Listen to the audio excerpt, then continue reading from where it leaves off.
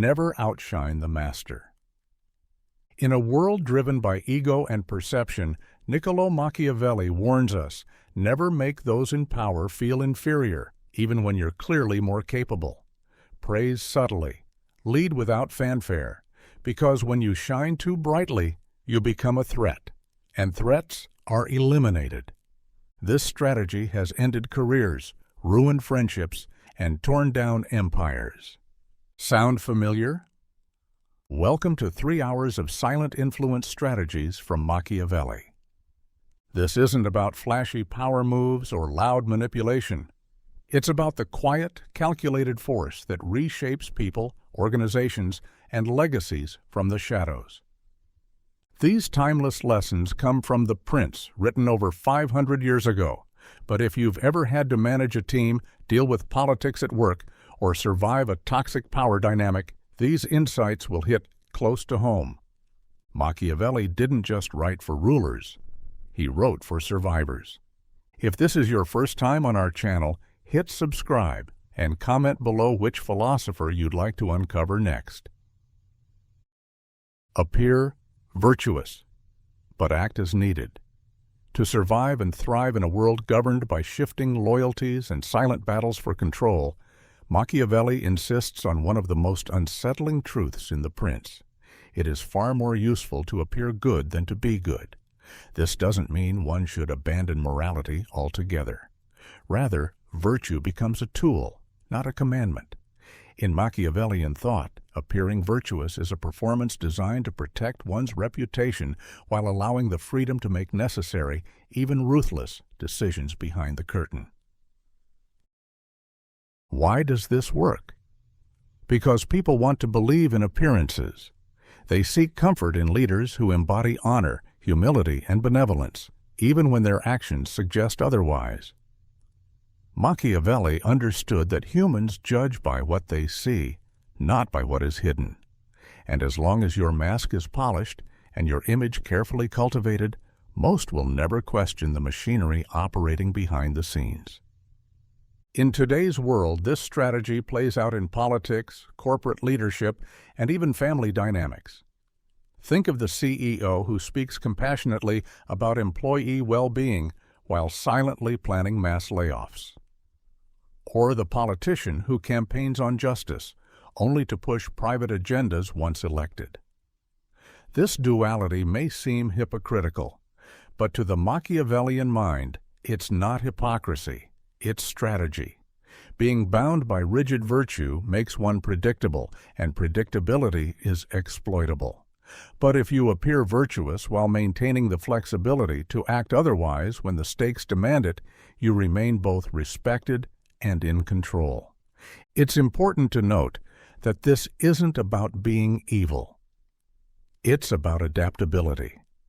The world is not fair, and strict adherence to virtue in an unfair world is often a losing game. Machiavelli's prince must be ready to lie, deceive, or manipulate, not for sport, but to protect power, stability, or survival. In private, he may be a lion. In public, always the lamb. The real mastery lies in knowing when to act against virtue, and how to make sure no one sees the blood on your hands. Use absence to increase respect. Presence is powerful, yes, but so is absence. Machiavelli warns against overexposure, likening it to inflation. When you are constantly available, your value diminishes. When you're rare, you're revered. The psychology behind this strategy is simple. Familiarity breeds contempt, and scarcity creates demand. Consider leaders who are too present, too familiar, too accessible. They lose mystique. Their authority erodes. People begin to feel they understand them fully. And once someone feels they've figured you out, they stop respecting you. But those who know when to retreat, to vanish strategically, gain a kind of power that is magnetic. Their return is anticipated. Their voice carries more weight. They become more than a person. They become a symbol. This strategy is not about ghosting or abandonment. It's about deliberate absence. Machiavelli speaks to rulers, but the principle scales down to any social dynamic: managers, parents, spouses, even friends. Constant presence dulls the edge of your influence. Strategic withdrawal reminds others of your value. Absence also creates space for perception to grow. In your absence, people fill in the blanks. They imagine you're busy, powerful, selective. They don't see you doubting yourself or scrambling. They only see the version they remember. That memory, unchallenged by real flaws, becomes mythic. In negotiations, silence creates pressure. In leadership, space creates respect. And in influence, distance often creates desire. To execute this well, timing is everything. Absence too early, and people forget you. Too long, and they move on. But the right moment of withdrawal, right after a high-value interaction, a bold decision, or an emotional impression, magnifies your presence even when you're not in the room. So, be there, then disappear. Make your presence a reward, not a routine. Keep your true intentions concealed. To navigate power structures successfully, Machiavelli advises, reveal nothing you don't have to. Clarity can be a liability. Transparency, in politics or personal influence, is often a luxury of the powerless, not the wise.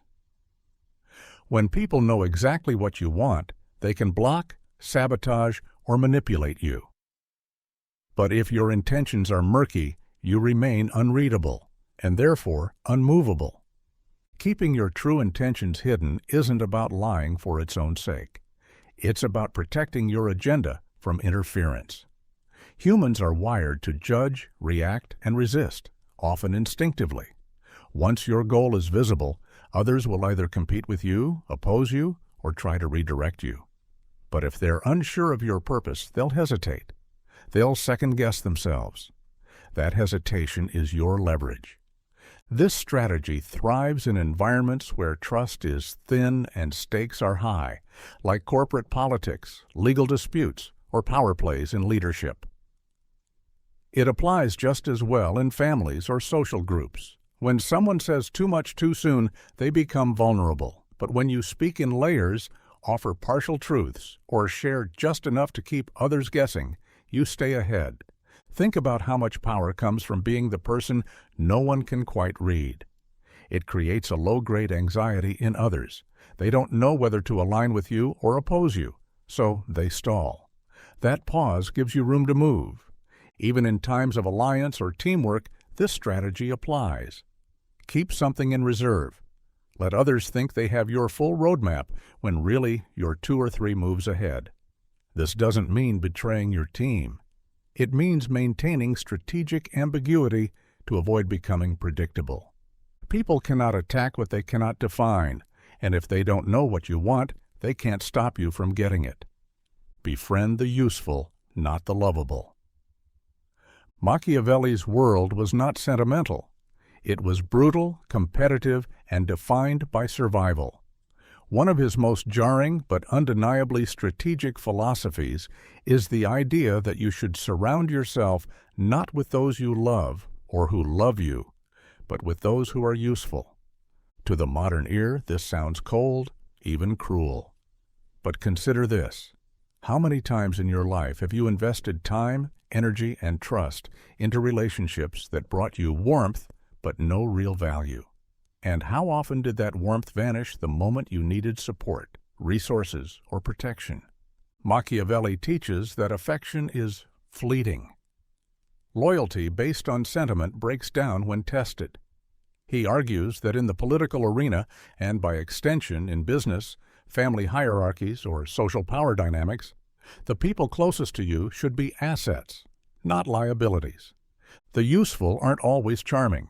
They might be blunt, ambitious, even hard to like, but they bring competence, they bring access, they solve problems. Machiavelli believed that the strongest leaders, or even the most successful individuals, are those who make strategic alliances based on utility, not emotion.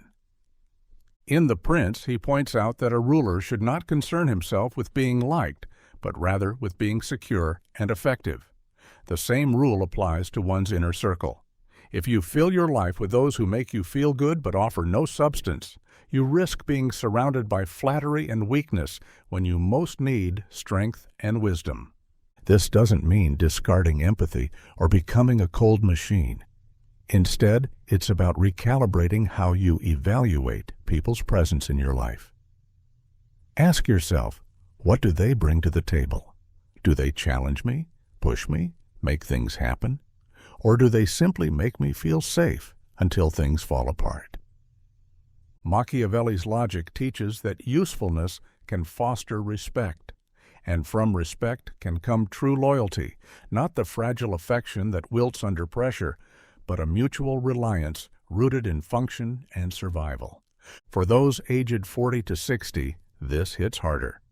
By this stage in life, many have seen friends disappear when times get tough. They've seen co-workers or even family fail to show up when it mattered most. Machiavelli simply strips the illusion away and says what few dare to admit. In the long run, usefulness outlives love. Win loyalty with fear, not affection. Of all Machiavelli's teachings, this may be the most infamous and the most misunderstood.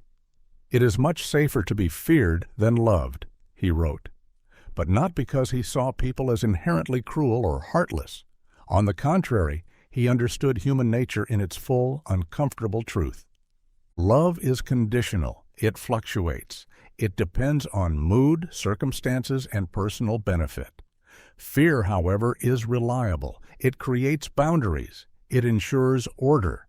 And when used with intelligence, not cruelty, it can protect both the leader and the allied. Fear, in Machiavelli's context, is not about tyranny or abuse. It's about control.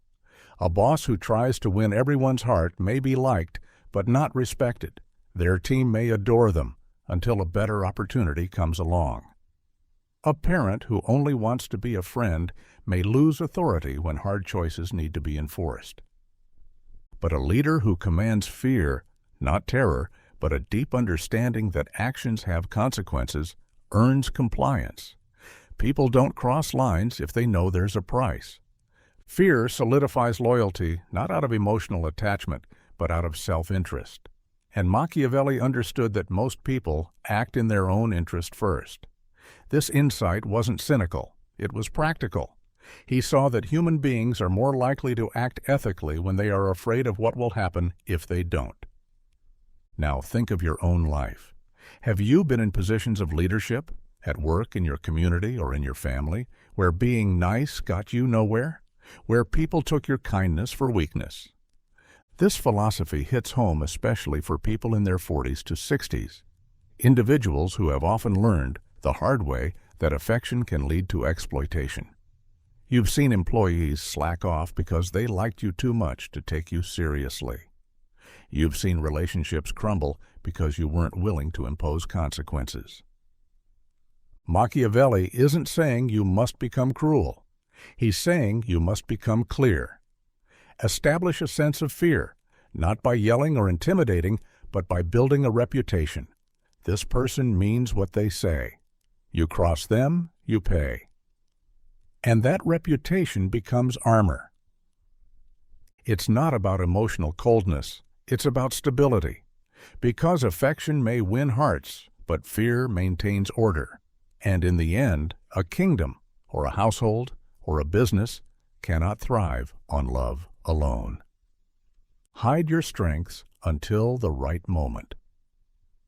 There is a reason predators in the wild don't roar before they pounce.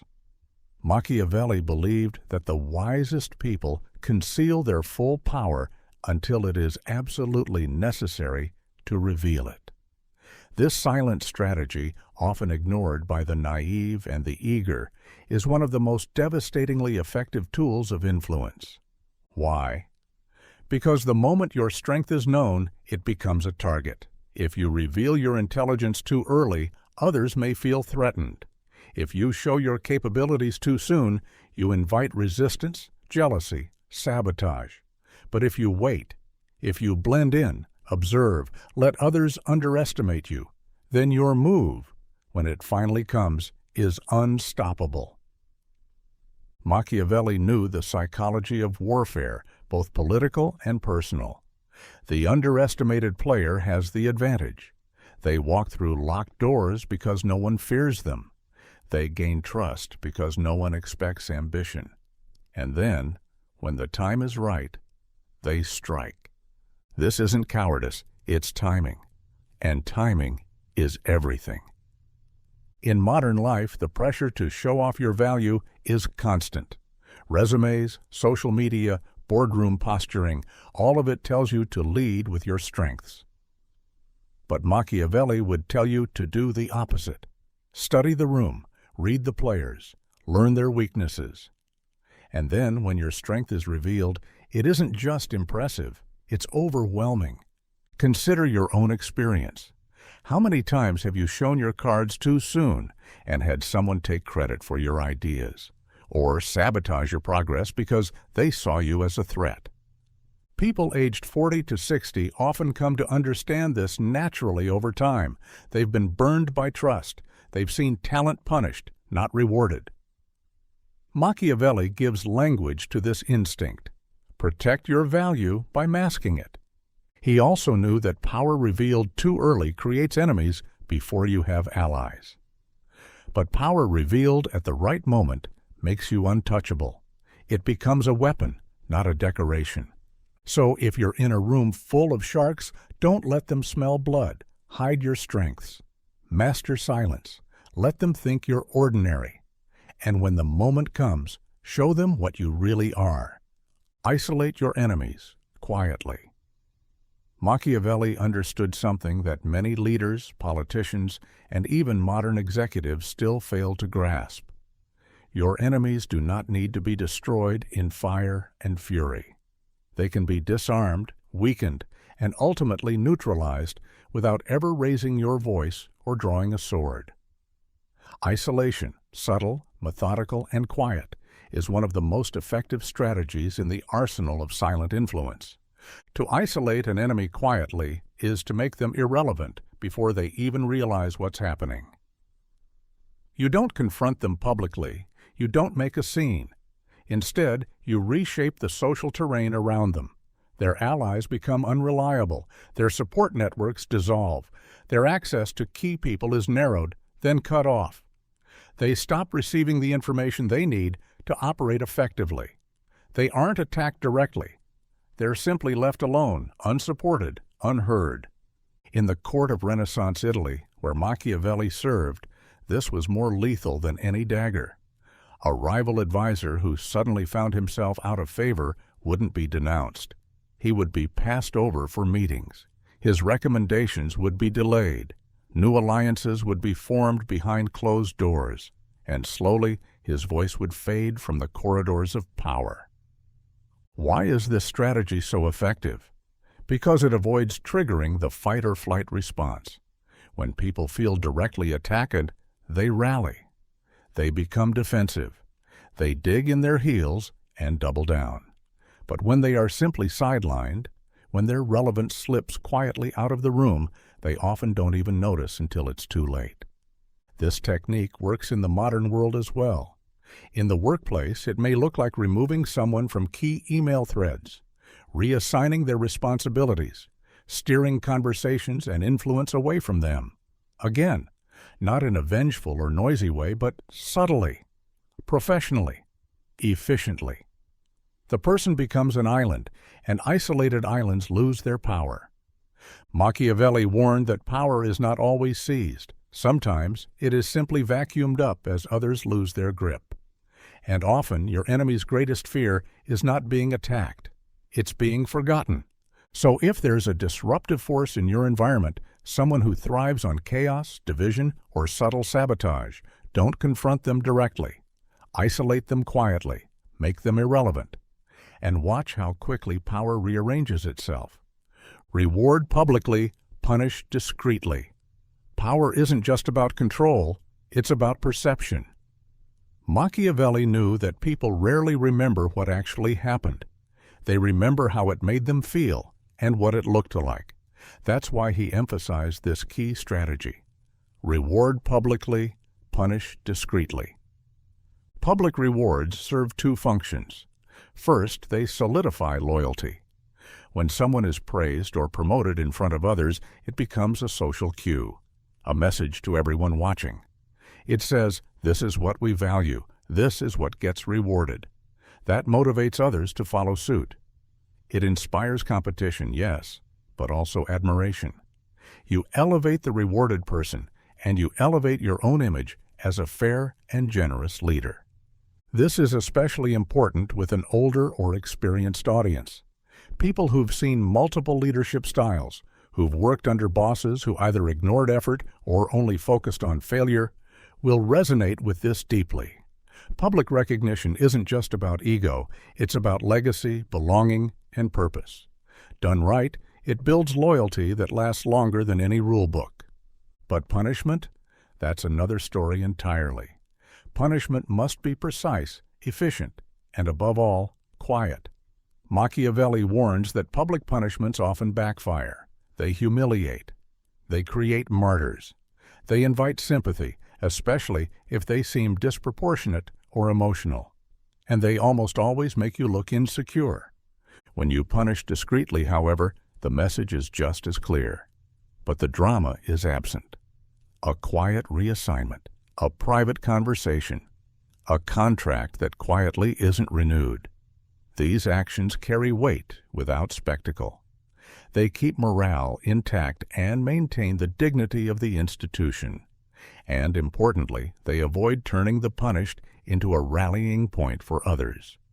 This strategy also reveals an important psychological truth. People are more inspired by public reward than by public fear. When employees or followers see someone getting dragged publicly, they don't always think, I should do better. More often they think, that could be me next, and they start protecting themselves instead of contributing. Fear leads to withdrawal, but admiration? Admiration leads to action. This balance, generous praise in the light, decisive discipline in the shadows, creates a system where people want to rise and understand the consequences of falling without the leader ever needing to become the villain. Machiavelli didn't care about being liked, but he did understand the value of being respected and of maintaining the illusion of fairness even while maneuvering ruthlessly. So reward publicly. Let the applause echo. Let others see your generosity.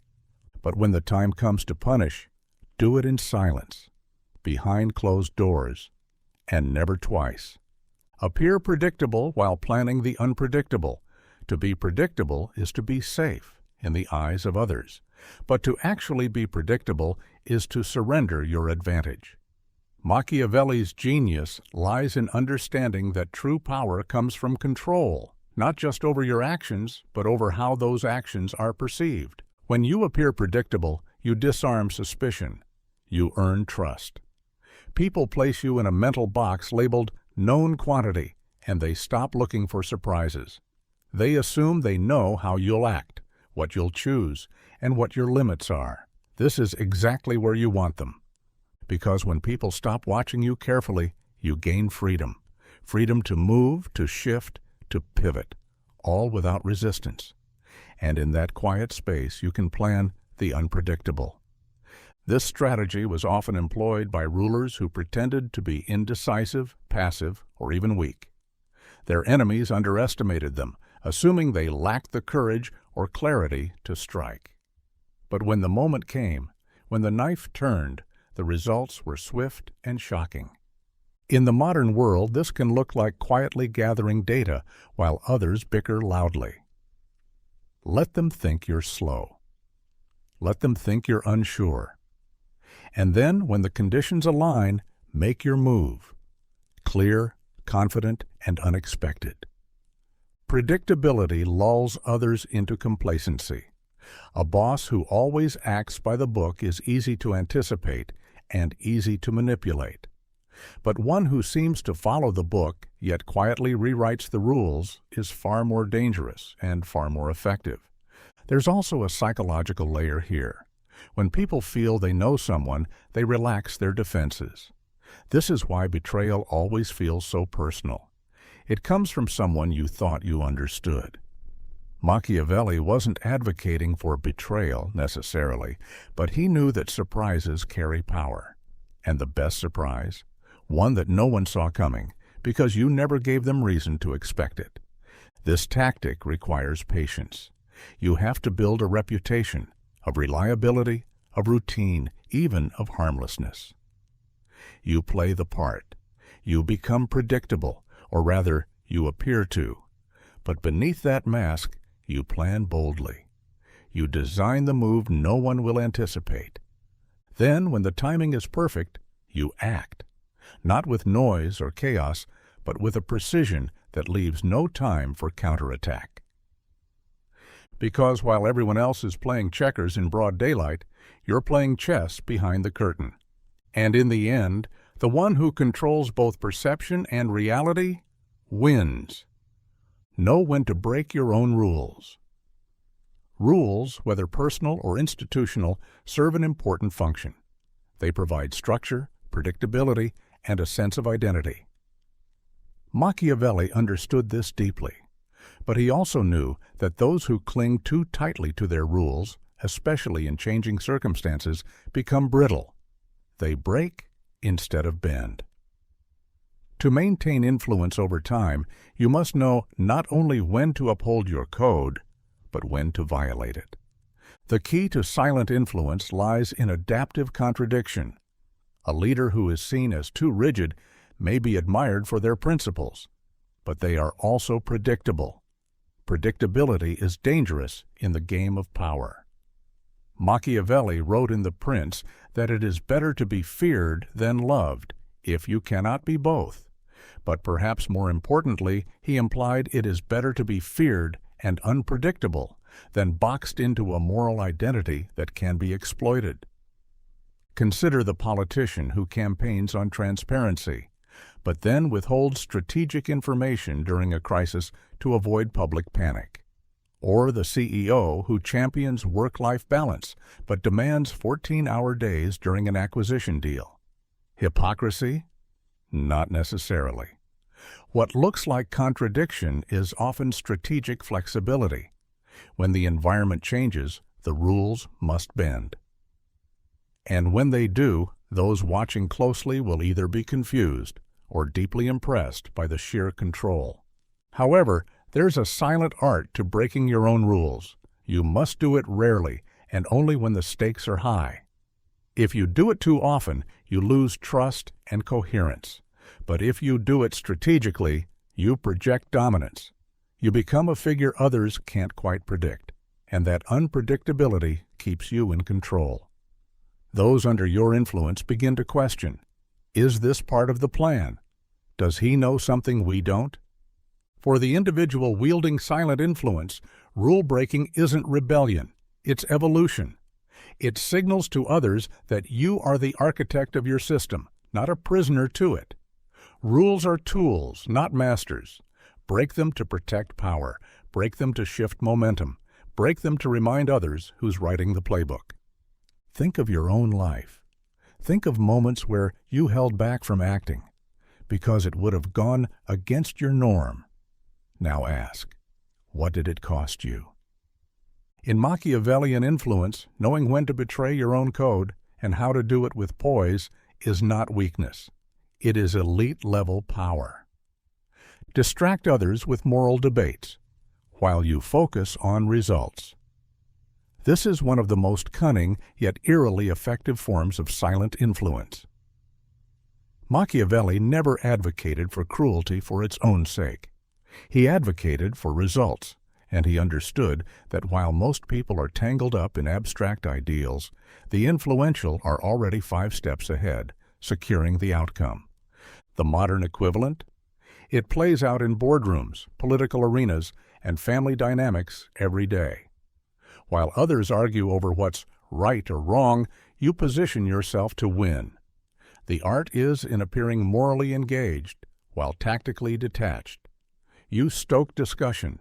You nod thoughtfully. maybe even provoke outrage, all while your eyes are quietly fixed on what you came to achieve. People want to feel righteous. They want to feel morally superior. And when they believe they are fighting for a greater cause, they become predictable. This is the perfect opportunity for someone practicing silent influence to redirect, delay, or disarm. Machiavelli's Italy was filled with endless ethical debates between factions, leaders, and clergy. But he saw a pattern. Those who succeeded weren't necessarily the most ethical. They were the ones who weaponized those ethics as a smokescreen for realpolitik. That pattern still holds. Let's be clear, this strategy doesn't require that you abandon your values. It requires that you understand the timing and utility of ethical appearances. Ask yourself, when is it more useful to let others talk? When is it better to appear undecided while others lock themselves into emotionally driven positions? The brilliance of this strategy lies in subtle control. You let others feel like they're in the moral spotlight. You give them the microphone. You even encourage it, while you're quietly negotiating a deal, closing a partnership, or shifting public opinion without resistance. By the time they realize what's happened, it's already too late. This tactic also insulates you. If things go sideways, you were just facilitating the conversation. Your hands appear clean. You're remembered not as the one who took action, but as the one who allowed others to express their moral agency. It's a Machiavellian masterpiece, control through illusion. For those over 40, you've likely seen this in meetings where someone gets worked up over policy, values, or company culture. And meanwhile, the quiet operator in the room ends up promoted. You may have felt it in personal disputes where one side moralizes while the other simply takes the next actionable step. Let them debate. You? Focus on results. Create problems only you can solve. Power is not about being liked. It's about being needed. One of the most quietly dominant strategies in Machiavellian influence is to create or highlight a problem that only you can solve. This ensures your relevance, builds loyalty or dependency, and grants you leverage over those who would otherwise overlook your value. This doesn't necessarily mean you manufacture disasters. Often the problem already exists, but you're the only one who sees it clearly. And more importantly, you position yourself as the only viable solution.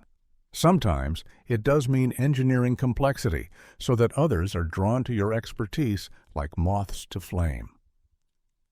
Think about IT departments that implement overly complex systems and then become indispensable because no one else understands them. Or the financial advisor who talks circles around clients, leaving them no choice but to trust her with their entire portfolio. In both cases, the influencer isn't just solving problems, they're shaping them. Machiavelli advised princes to keep their subjects in need, not through overt threats, but by ensuring that order, peace, and prosperity were tied directly to his leadership. If the prince left, so would the stability. This idea has been echoed in corporate leadership, relationships, and even parenting. If people feel they can survive or thrive without you, your influence wanes. So how do you apply this silently? Start by identifying gaps, areas where things aren't working or people feel uncertain. Then take ownership. Do it visibly, but not boastfully. Become the go-to. Once that status is earned, deepen the complexity just enough to ensure no one else can replicate what you do without your guidance. This could mean developing proprietary systems, becoming the single point of contact for an issue, or establishing relationships that only you can maintain. People don't like to admit dependency, but they act on it. They'll defer to your judgment. They'll hesitate to replace you.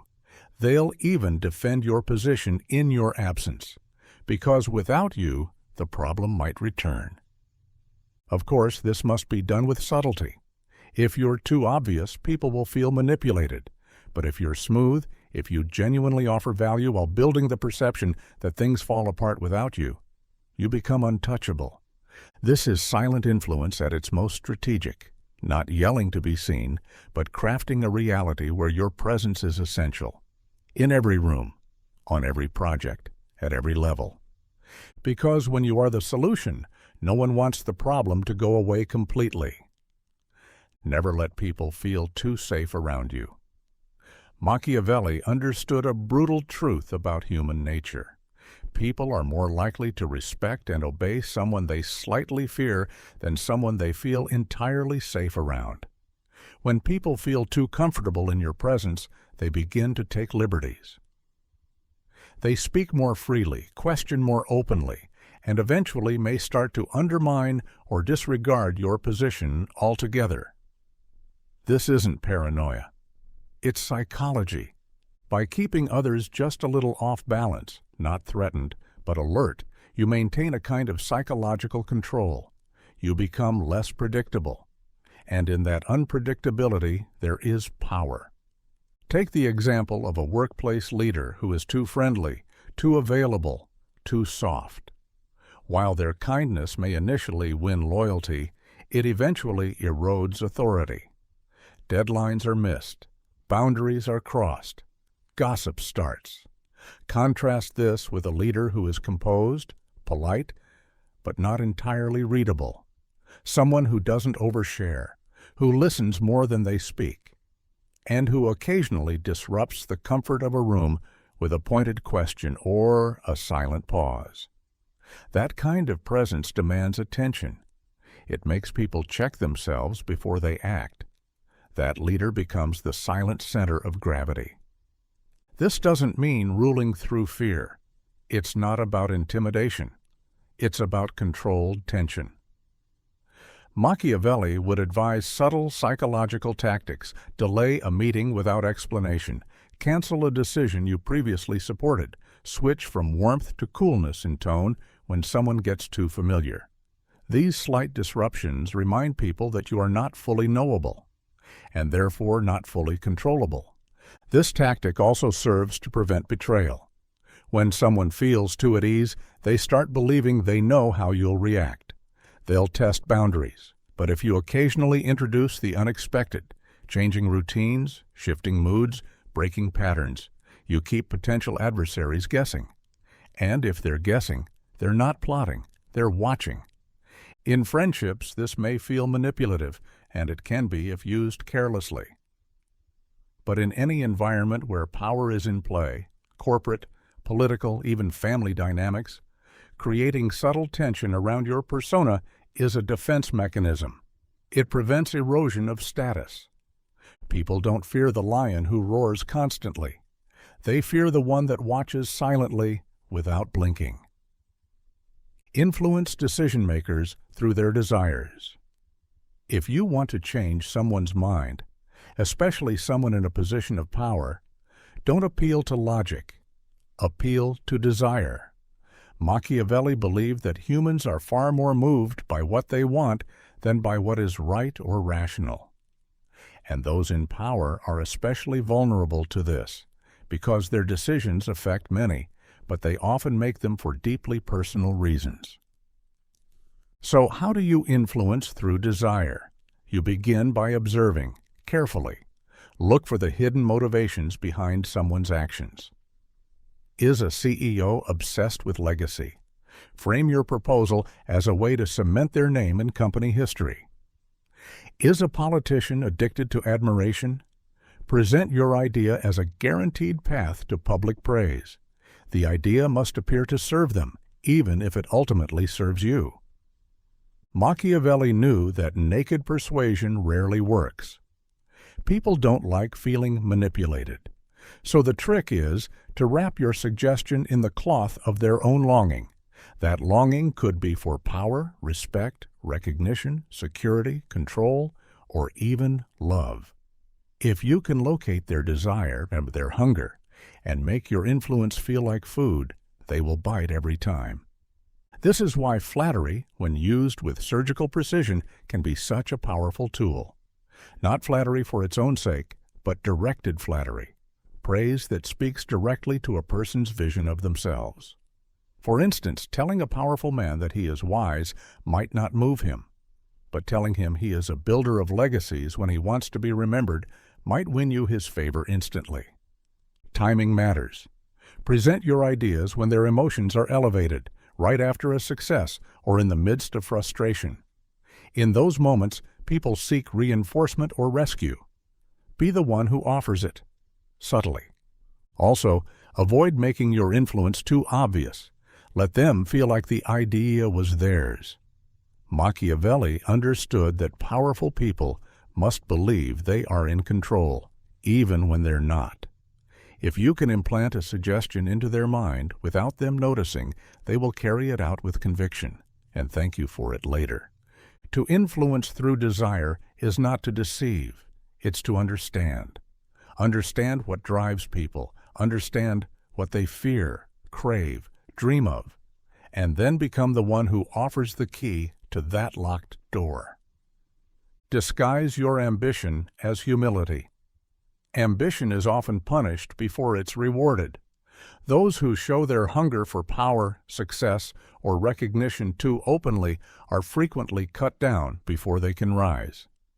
This is why Machiavelli warned, if you want to climb, conceal your ladder. Disguising ambition as humility is not about being dishonest. It's about being strategic. The world mistrusts the obviously ambitious. They seem threatening. They inspire envy. People love an underdog, but they resent someone who knows they're destined to win. So the smart operator learns to hide their fire behind a smile, to speak softly while moving steadily.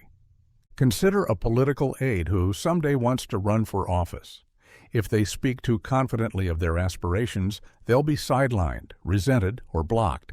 But if they express gratitude, listen more than they speak, and always give credit to others, they rise without friction. Then, when the moment comes, when power is within reach, they're seen as the natural, humble successor, the one nobody feared until it was too late. This strategy works because people tend to lower their guard around those they don't perceive as a threat. In environments where hierarchy matters, corporations, governments, even families, humility disarms. It gains trust, and that trust becomes a vehicle for influence. But here's where Machiavelli's advice becomes sharp. The humility must look real. It must be practiced in voice, posture, timing. False modesty is transparent, but strategic humility, the kind that allows others to feel superior while you slowly become indispensable. That is an art, a performance of restraint. This also allows you to study your environment more clearly. When you're not in the spotlight, you can watch how others move. You can see what they miss. You become the quiet observer while others expose their flaws. You wait. And when opportunity presents itself, you don't leap. You step calmly, as if this were never your plan. And everyone will say, he was the obvious choice all along.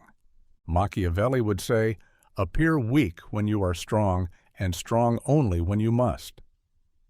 The most dangerous ambition is the one that looks like loyalty.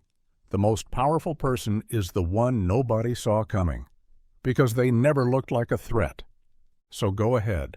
Let them think you're content. Let them underestimate you. Just make sure you never believe your own disguise. Divide to control.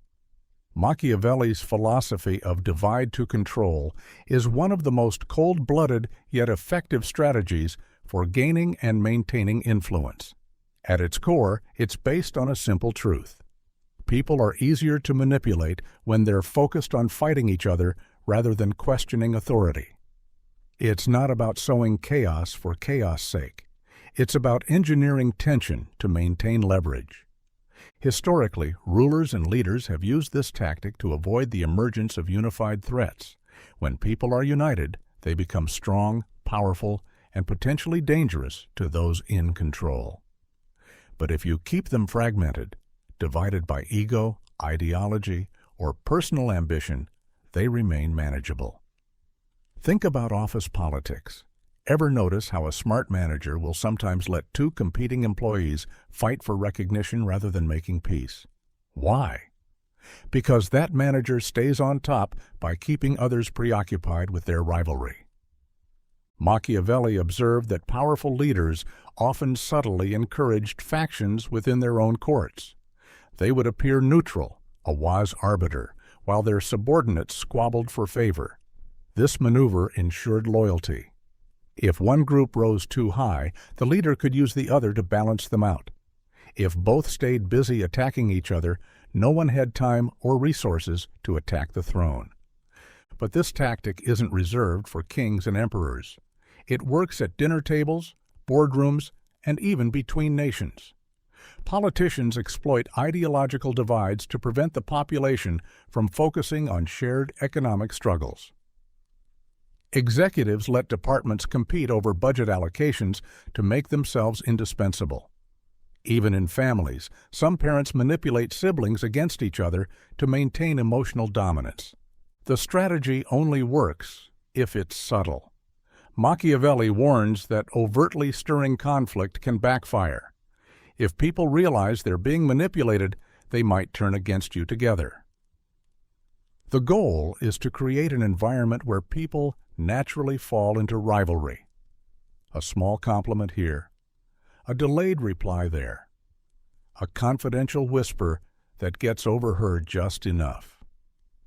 These tiny seeds blossom into distrust and division. And there's a sinister brilliance to it. The divided parties often think they're acting in their own best interest. They believe they're defending themselves, proving their worth, or fighting for justice, all while someone else quietly pulls the strings. It's not loud. It's not obvious. That's why it works.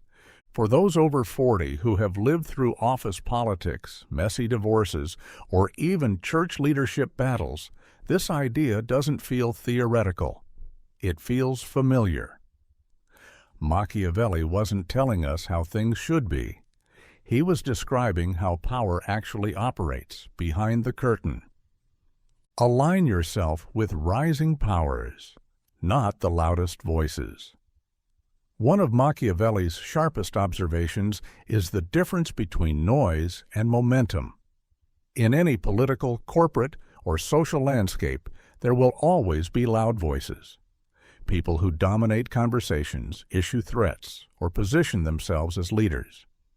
But Machiavelli urges us not to be seduced by volume. Instead, he says, watch the horizon, find the rising powers, the ones gaining influence quietly, steadily. That's where your loyalty and your future should be aligned. This strategy requires a particular kind of vision. Most people follow whoever seems most powerful in the moment. They're reactive. They mistake arrogance for strength. But Machiavelli teaches that real power isn't always noisy. Often it builds in silence, like a tide rising under the surface. If you can identify those currents before others do, you can place yourself ahead of the shift. Imagine you're working at a company. One senior leader dominates meetings with ego and bravado. Everyone rallies around them, believing they're the key to promotion. But quietly, there's another figure, competent, strategic, and slowly gaining the CEO's trust. Machiavelli would say, bet on the latter. The loud leader will likely crash and burn. The quiet one is building something lasting. This principle is about more than career moves. It applies to political movements, friendships, even marriages. Align yourself with people and institutions that are on their way up, not those peaking or coasting on noise. Momentum matters more than volume. But this strategy also demands patience. It's tempting to latch on to whoever offers the quickest reward or demands immediate loyalty. Machiavelli advises restraint. Look past the short term. Ask, who is quietly winning respect? Who is attracting capable allies? Who is playing the long game? That's who you tie your fortunes to. There's also a moral ambiguity to this approach. It's not about loyalty in the emotional sense. It's about strategic loyalty. That means you may have to abandon old alliances if they become liabilities.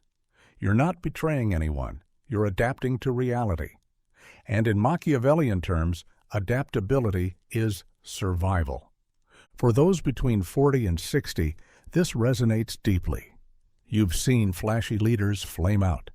You've watched underestimated people rise while others crashed from arrogance.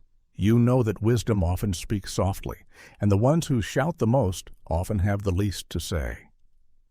Machiavelli's advice isn't romantic, it's pragmatic. Success isn't about loyalty to charisma. It's about sensing where the future is forming and quietly getting there first. Never rush revenge. Let it ferment. Perhaps one of Machiavelli's most emotionally triggering and deeply human strategies is this. Do not rush revenge. Let it sit, let it rot, let it grow teeth in the dark. Strike when it matters, not when you're angry. To a modern ear, this sounds vindictive, and it is, but it's also rooted in control. Machiavelli's world, like ours, was full of betrayal, humiliation, and power plays. He understood that when you react in the heat of emotion, you make mistakes. You show your hand. You reveal weakness. But when you delay, when you let the pain settle and the emotion cool, your revenge becomes strategic. This doesn't mean you become cold or cruel. It means you calculate. If someone embarrasses you, don't fight back immediately. Let others forget. Wait until they've lowered their guard, and then respond in a way that alters their fate, not just their ego. Think about a workplace betrayal. A colleague takes credit for your project. Instead of confronting them in the moment, you bide your time. Later, when they need your help, in front of leadership, you politely decline. That's power. Machiavelli viewed revenge not as an impulse, but as a tool. When used properly, it teaches people never to cross you again. Used poorly, in anger or haste, it makes you look petty or unstable. Your enemies must feel your silence before they feel your retaliation. They must stew in uncertainty. That's how fear is created, and fear, in Machiavelli's eyes, is more reliable than love. Letting revenge ferment also gives you leverage. Time gives you options. You might uncover better ways to damage your opponent. You might gain allies who share your resentment. Or, in some cases, your enemy might destroy themselves without you lifting a finger. The goal is not satisfaction. The goal is dominance, regaining control on your terms. This tactic demands emotional discipline. That's why it appeals to a seasoned audience, those who've learned that immediate gratification is rarely worth the cost. If you've been betrayed in a relationship, backstabbed by a business partner, or humiliated by someone in public, you know the sting. But you also know that hitting back too soon just escalates things. Machiavelli says, pause, let the fire burn out, then strike with ice. Revenge, in this sense, isn't just about getting even. It's about shaping the future. When done right, it silences your enemies and builds your reputation. People may not love you, but they'll think twice before crossing you again. Let them wonder when it's coming. That's often more terrifying than the act itself. Appear weak to lower defenses. There is power in seeming powerless. Machiavelli understood a brutal truth of human behavior. People underestimate those they don't fear. And underestimation is a strategic gift. When you appear weak, unsure, incapable, even harmless, you invite others to drop their guard. Their arrogance grows. Their vigilance wanes. And that's when you make your move. This tactic is not about being weak. It's about appearing weak. You may be highly capable, deeply prepared, and even dangerous in the right context. But when you present yourself as someone who poses no threat, others show their true selves. They reveal their strategies, expose their intentions, and make careless decisions in your presence.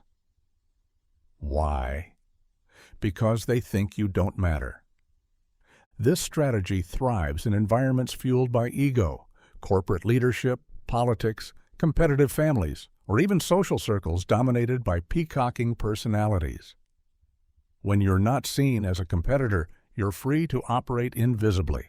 And in influence, invisibility is power.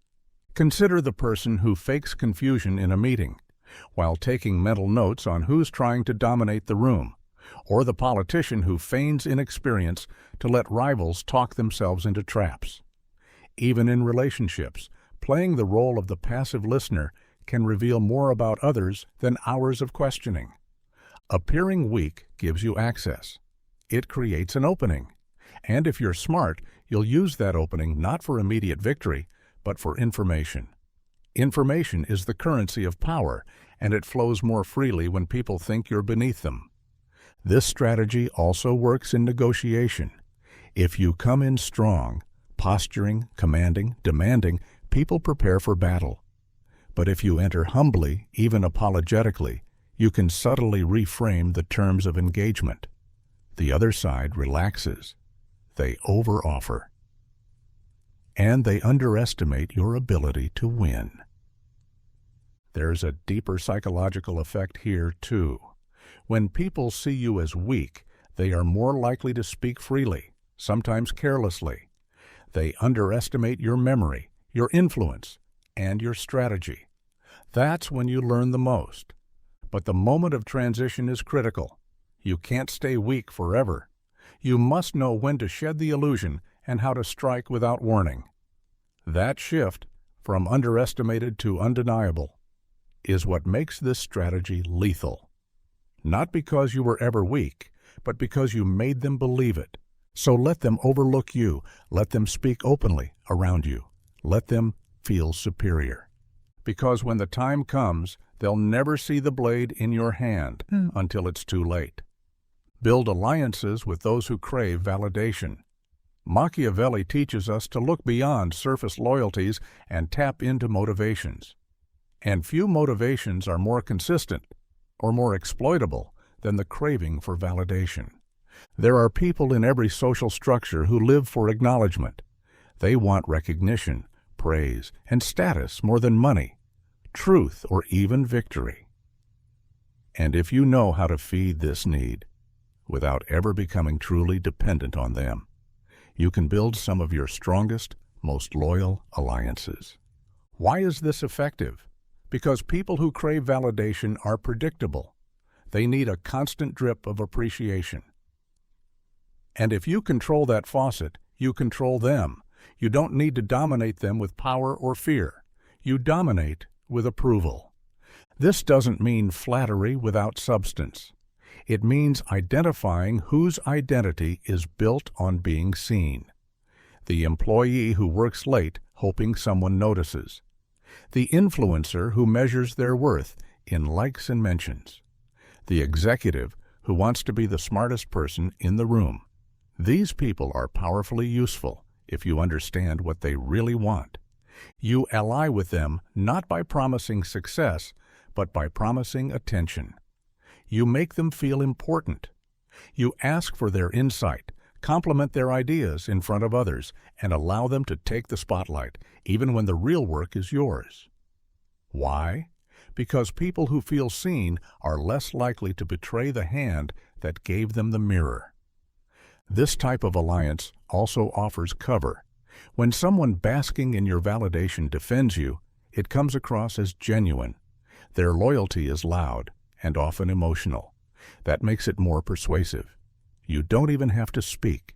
They'll do the work of defending your image for you, just to stay close to the source of their validation. The key is never over-validate. That leads to dependency, or worse, entitlement. Instead, give just enough to keep them hungry. Praise strategically. Withdraw approval occasionally to reinforce their desire. This creates a push-pull dynamic that deepens attachment. Also, don't mistake this strategy for manipulation without empathy. You're not degrading them, you're understanding them. Machiavellian influence isn't about cruelty. It's about using human nature as it is, not as we wish it to be. Most importantly, protect yourself from the inverse of this strategy. If you are the one seeking validation, you become the tool, not the strategist. Always be aware of your own motivations, or someone else will use them against you. So find those who crave the spotlight, and position yourself as the light. They will orbit you loyally, not because you forced them, but because you gave them what they couldn't give themselves. Use silence to disarm. In Machiavellian thought, silence is not emptiness, it is strategy. It's a weapon, one that rattles nerves, exposes insecurities, and shifts the power dynamic in your favor without a single word. Most people rush to fill silence. They panic in the absence of noise. But those who master the art of intentional silence become unpredictable, and unpredictability is power. Silence disarms because it disrupts rhythm. When someone speaks and you don't respond immediately, they begin to second-guess themselves. Was it the wrong thing to say? Did they overstep? Are you angry? Are you planning something? The mind fills the vacuum with doubt, and that doubt is a breeding ground for control. Machiavelli understood this principle deeply. In a world of constant maneuvering, speaking too much was a form of surrender. Words reveal your thoughts. Reactions reveal your position. But silence reveals nothing, and therefore it gives away nothing. In high-stakes environments, political courts, boardrooms, family disputes, silence can unnerve even the most confident opponents. They start justifying themselves unnecessarily. They offer more information than needed. They begin negotiating against themselves, all because you didn't interrupt, all because you were quiet. Now consider your own life. How many times have you filled a pause in a meeting with nervous chatter, only to give away more than you intended? Or in a disagreement, felt the need to explain yourself repeatedly, even when your initial point was strong? Silence would have spoken louder. For people in the 40-60 age range, this is especially relevant. By now, you've likely noticed how impulsive explanations, made in the heat of the moment, can cost credibility. You've likely seen how restraint, especially in conflict, projects strength. Machiavelli simply codifies what experience teaches. When you're quiet, you're in control. But silence must be intentional. There's a difference between being passive and being silent with purpose. It requires self-control. It means resisting the urge to fill space just to ease tension. When used well, silence creates anticipation. It forces others to reveal themselves, their fears, their desires, their motives. It also gives you time to observe, time to plan, time to listen not just to words, but to what isn't being said. And when you finally do speak, or when the silence breaks, your words carry more weight. They land harder because they've been earned.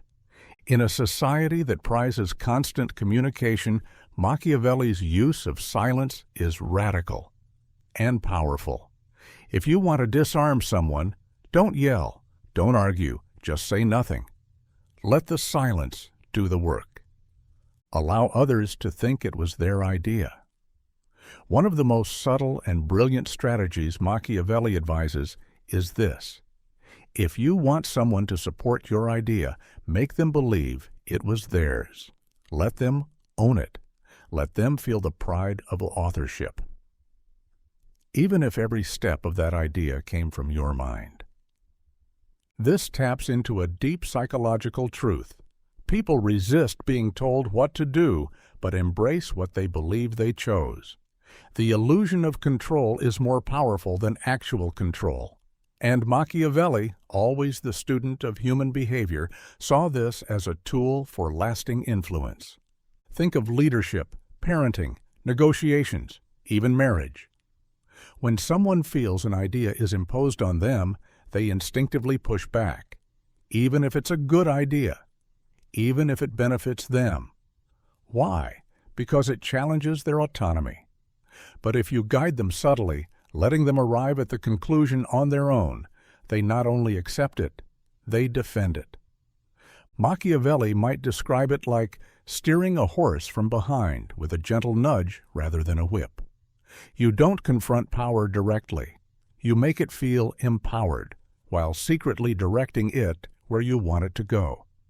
In practice, this means asking the right questions instead of making declarations, planting seeds in conversation rather than pushing opinions, suggesting possibilities rather than issuing commands. It requires patience, but it yields stronger, more sustainable results. Consider a workplace scenario. If you go into a meeting and declare, "Here's what we need to do," you may encounter resistance. But if you present a situation and ask, "What do you think would work best in this case?" and someone offers the very solution you had in mind, you've won without confrontation. They become the advocate for your idea. And the same principle applies at home. Parents who master this strategy raise children who believe they are making their own choices, all while subtly being guided. Spouses who use it create harmony without drama. Leaders who use it cultivate loyalty, not compliance. By age 40 or 50, most people have learned, sometimes painfully, that being right is not enough. Pushing the truth on someone doesn't guarantee action. Machiavelli offers an alternative. Manipulate ego, not logic. Let others believe they had the insight. They'll take pride in it. They'll protect it. This strategy also protects you. If things go wrong, they won't blame you, because they made the decision. And if it goes right, let them have the credit, because you'll have the influence. And influence, not recognition, is what Machiavelli teaches us to pursue. So next time you're tempted to say, "This was my idea," pause. Ask yourself instead, do I want the credit or the outcome? If it's the outcome, step back. Let them think they led. That's not surrender. That's strategy. Praise the past to manipulate the present. Machiavelli understood that people don't live entirely in the present. They are deeply anchored to their memories, traditions, and perceptions of the good old days. And he saw how this natural nostalgia, this reverence for what came before, could be used not as a barrier to change, but as a powerful tool for reshaping the present. When you praise the past, you lower people's defenses. You validate their experiences, their beliefs, and their identity. You're not seen as a disruptor. You're seen as a loyal guardian of tradition. And once you have that trust, you can introduce change disguised as continuity. Let's say you're introducing a radical new policy at work, one that will streamline operations and eliminate redundancy. If you present it coldly as a new, modern, forward-thinking solution, people, especially those over 40 who value consistency and legacy, may resist. They might view it as a rejection of the systems they helped build. But if you start by honoring the past, praising the foundations laid by the previous generation, emphasizing how this new idea builds on their wisdom, you activate a completely different reaction. You're not throwing out the old, you're preserving it by evolving it. You're not replacing tradition, you're extending its legacy. This is psychological sleight of hand, and Machiavelli would have admired it. In Renaissance Italy, this was used constantly. New leaders, new laws, even new religions would invoke the glory of Rome or the virtue of ancient texts to justify what they were doing. The idea was simple. If you dress change in the clothing of tradition, it no longer feels like change. This tactic is especially useful when leading older, more experienced audiences, people who've seen the world shift too quickly and too often. They don't want upheaval. They want reassurance. So when you speak their language, when you acknowledge the battles they've fought, the sacrifices they've made, and the values they hold, you win their attention. Then, slowly, you steer them toward your agenda. Politicians do this constantly. Notice how often reforms are justified by invoking founding fathers, real American values, or the wisdom of our ancestors. It's rarely about logic. It's about resonance, about making people feel that the change you're offering is not a betrayal, but a restoration. There's a reason why every revolution, no matter how progressive, eventually wraps itself in flags, songs, and symbols of the past. It's not weakness. It's strategy. So when you want to move people, start by looking backward. Find what they already revere and speak to it. Quote it. Frame your ideas as a return to principles, not a departure from them. Because when people feel that you're protecting their history, they'll let you shape their future. Leave people dependent on you. In Machiavelli's world, one filled with shifting alliances, fragile loyalties, and ruthless ambition, one truth remained constant. It is better to be needed than to be liked. The more dependent people are on you, the less likely they are to betray you, abandon you, or challenge your authority. And that dependence doesn't always have to be obvious. In fact, the most effective kind is the kind people don't even recognize.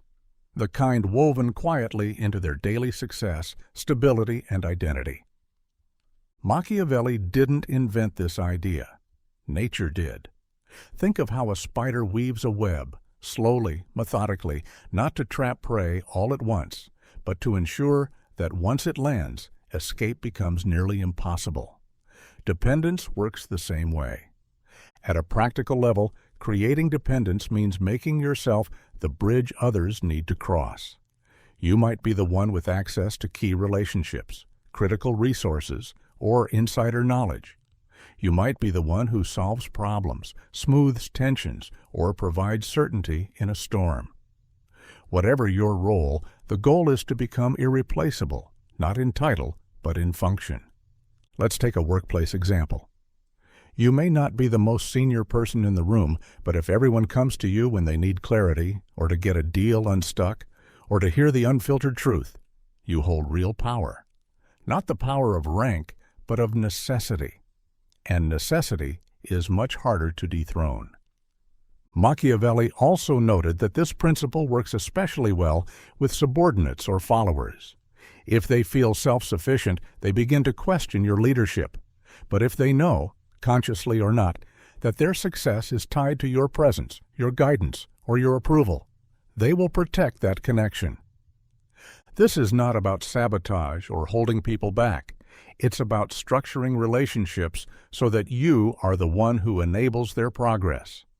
You want them to thrive, but never entirely on their own. They can rise, but only as long as they're tethered to you. This philosophy can sound cold, but in truth, it reflects how the world often works. Mentors, CEOs, political leaders, they all understand that true influence isn't maintained by charisma alone. It's maintained by being woven into the outcome others desire. Machiavelli would remind us, never teach someone everything you know. Always keep a piece, a strategy, a contact, a skill that only you hold. This isn't about deception. It's about insurance. You become the final piece in their puzzle, the keystone in their structure. And here's the twist. People like to feel supported. When dependence is nurtured properly, it doesn't feel like a chain. It feels like security, comfort, partnership. They will often protect the very arrangement that limits them, because they fear the chaos of independence more than the cost of dependence. So don't just aim to be admired or trusted. Become essential. And once you are, even your silence will carry weight. Discredit with doubt, not accusation. There is no weapon more subtle or more powerful than doubt. Machiavelli knew this centuries ago, and those who understand influence today still use it to devastating effect. Unlike accusations, which are loud, confrontational, and easily challenged, doubt is a whisper. It doesn't force belief. It invites suspicion. And that is precisely what makes it so effective. Accusation can backfire. If you're wrong, you're discredited. If you're too aggressive, you become the villain. And if the accused is popular, you might galvanize support for them instead. Doubt, however, is viral. It spreads quietly. You plant it once, and then step back as others water it with their own speculation. Here's how it works. Let's say someone is rising fast in your company. They're well-liked, talented, and seen as a threat. You could accuse them of misconduct or manipulation, but that would likely make you look petty or insecure. Instead, you say something like, "I wonder how they're managing all this so quickly. It's impressive, almost too fast, don't you think?" That's it. No direct attack, just a raised eyebrow, a seed. The people around you now begin to wonder. That wondering leads to hesitation. Hesitation leads to scrutiny. And suddenly, this once rising star is under a microscope, not because of what you did, but because you let others draw their own conclusions. That's the brilliance of Machiavellian doubt. You never have to prove anything. What makes this tactic especially insidious and effective is that it mirrors natural human behavior. People already distrust success, confidence, or rapid change. Your role is merely to nudge them toward the suspicions they already half believe, just enough to tilt the balance. Of course, this strategy comes with ethical weight. Used carelessly, it becomes sabotage. Used surgically, it becomes influence. You don't need to destroy someone's reputation. Only weaken it slightly. That moment of pause, that small crack in their image, may be all you need to redirect power in your favor. Machiavelli wrote that appearances are more powerful than reality, and doubt is the tool that reshapes appearances without ever revealing the hand behind it. It allows you to shift public sentiment or private allegiances without confrontation. To master this, refine your delivery. Never sound bitter. Never push the doubt too hard. You want to come across as concerned or even admiring. I really respect how quickly they built those connections. I just hope it's all as clean as it looks. Let that hang in the air. Silence will do the rest. And once that doubt takes root, even if the person denies or explains, they're already on the defensive. The seed of uncertainty is now permanent. Their power, their influence, their certainty, just a bit dimmer than before. In the silent game of influence, doubt is not an insult. It's a question mark. And people fear questions they can't answer. Listen more than you speak. Store every detail. This is one of the most timeless and underutilized strategies in the Machiavellian playbook. It's also one of the quietest forms of dominance. Strategic listening. Not passive, not along listening, but alert, targeted, detail-hoarding observation. When you speak less, you reveal less. When you listen more, you absorb everything. In a room full of talkers, the listener holds the power. Why? Because talkers are revealing their beliefs, their fears, their egos, their insecurities, while the listener is collecting leverage. And while others think silence is weakness, it's actually a disguise for intelligence, restraint, and readiness. Machiavelli observed that leaders must know the nature of those they deal with. This doesn't come from dominance. It comes from attention. Listening gives you insight into how people think, what drives them, what they really want, and how they respond under pressure. The more they talk, the more patterns emerge. Here's how the strategy works in practice. In meetings, let others fill the silence. Don't rush to add your opinion. Observe who needs to prove themselves, who seeks approval, who undermines, who follows. Listen not just to words, but tone, hesitation, what's not being said. These are clues. Collect them. Catalog them mentally. One day, they will be useful. And when you do speak, everyone listens. Because you've spoken so rarely, your voice now carries weight. People lean in when the quietest person in the room finally speaks, because it signals thoughtfulness. It hints at a deeper understanding. That's influence. Think about the dynamics in any group you've been a part of: family, business, community. The one who speaks least but sees most often becomes the anchor. People seek them out for advice, perspective, or support. That's no accident. That's silent strategy. But here's where it gets sharper. You don't just listen for insight. You store it. Because what people say today, they'll forget tomorrow. But you won't. You'll remember the manager who quietly admitted they were overwhelmed, the coworker who hinted at wanting a new position, the client who mentioned a budget constraint in passing. All of these fragments become tools in the right moment. Machiavellian influence thrives on timing. If you speak prematurely, you waste your move. But if you listen and wait and strike at the perfect moment with precisely the right information, you don't just influence, you control. This strategy also builds loyalty. When you listen deeply, people feel understood. They trust you more, even if you've said very little. And the irony?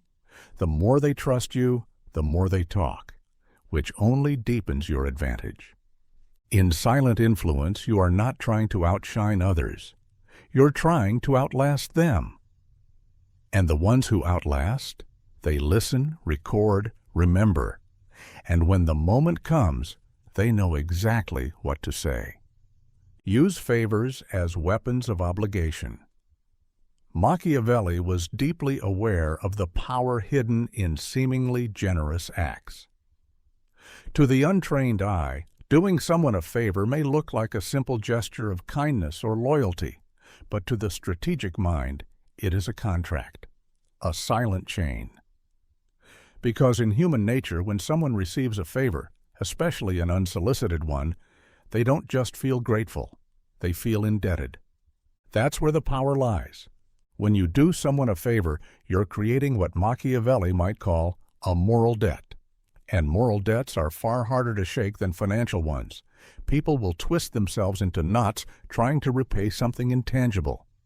A job referral, a well-timed introduction, a discreet piece of advice that saved someone's career. These are not forgettable acts. They become psychological anchors in a person's mind.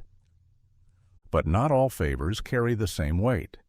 If you want to use them strategically, as weapons of obligation, you must understand when and how to deliver them. First, timing. The most effective favors are given when the recipient is vulnerable. A favor extended in a moment of need feels more profound, and it lodges itself deeper in their memory. When someone is struggling, uncertain, or on the brink of failure, your help is not just useful, it becomes transformational. They will see you not just as generous, but as essential. Second, visibility. Public favors lose their edge. If you help someone in front of a crowd, they may thank you, but they don't feel owned. However, a private favor, one done behind closed doors, carries with it a quiet weight. There is an intimacy in private assistance. It creates a bond, even if the recipient never speaks of it again, especially if they don't. Third, the best favors are ones people cannot easily repay. A small financial gift? That's repaid with a check. But introducing someone to the person who changes their life, giving advice that alters the course of their company, or rescuing them from public embarrassment. Those debts linger, and when they do, you've just armed yourself with influence. Of course, there's a dark side here. Using favors to obligate someone is a form of manipulation, but not always malicious. Sometimes it's the only way to ensure loyalty in environments where formal rules can't be trusted. Machiavelli believed that relationships built on power were more durable than those built on goodwill. Favors turn emotion into leverage. This strategy becomes even more effective when layered. That is, giving multiple favors over time, each one slightly increasing in value. This builds a narrative in the recipient's mind that you are always there, always reliable. Before they know it, their self-image is partially tied to you. And when the day comes that you ask for something, a vote, a secret, a decision, they will feel the gravity of every favor you ever gave. The final move? Never call in the debt directly.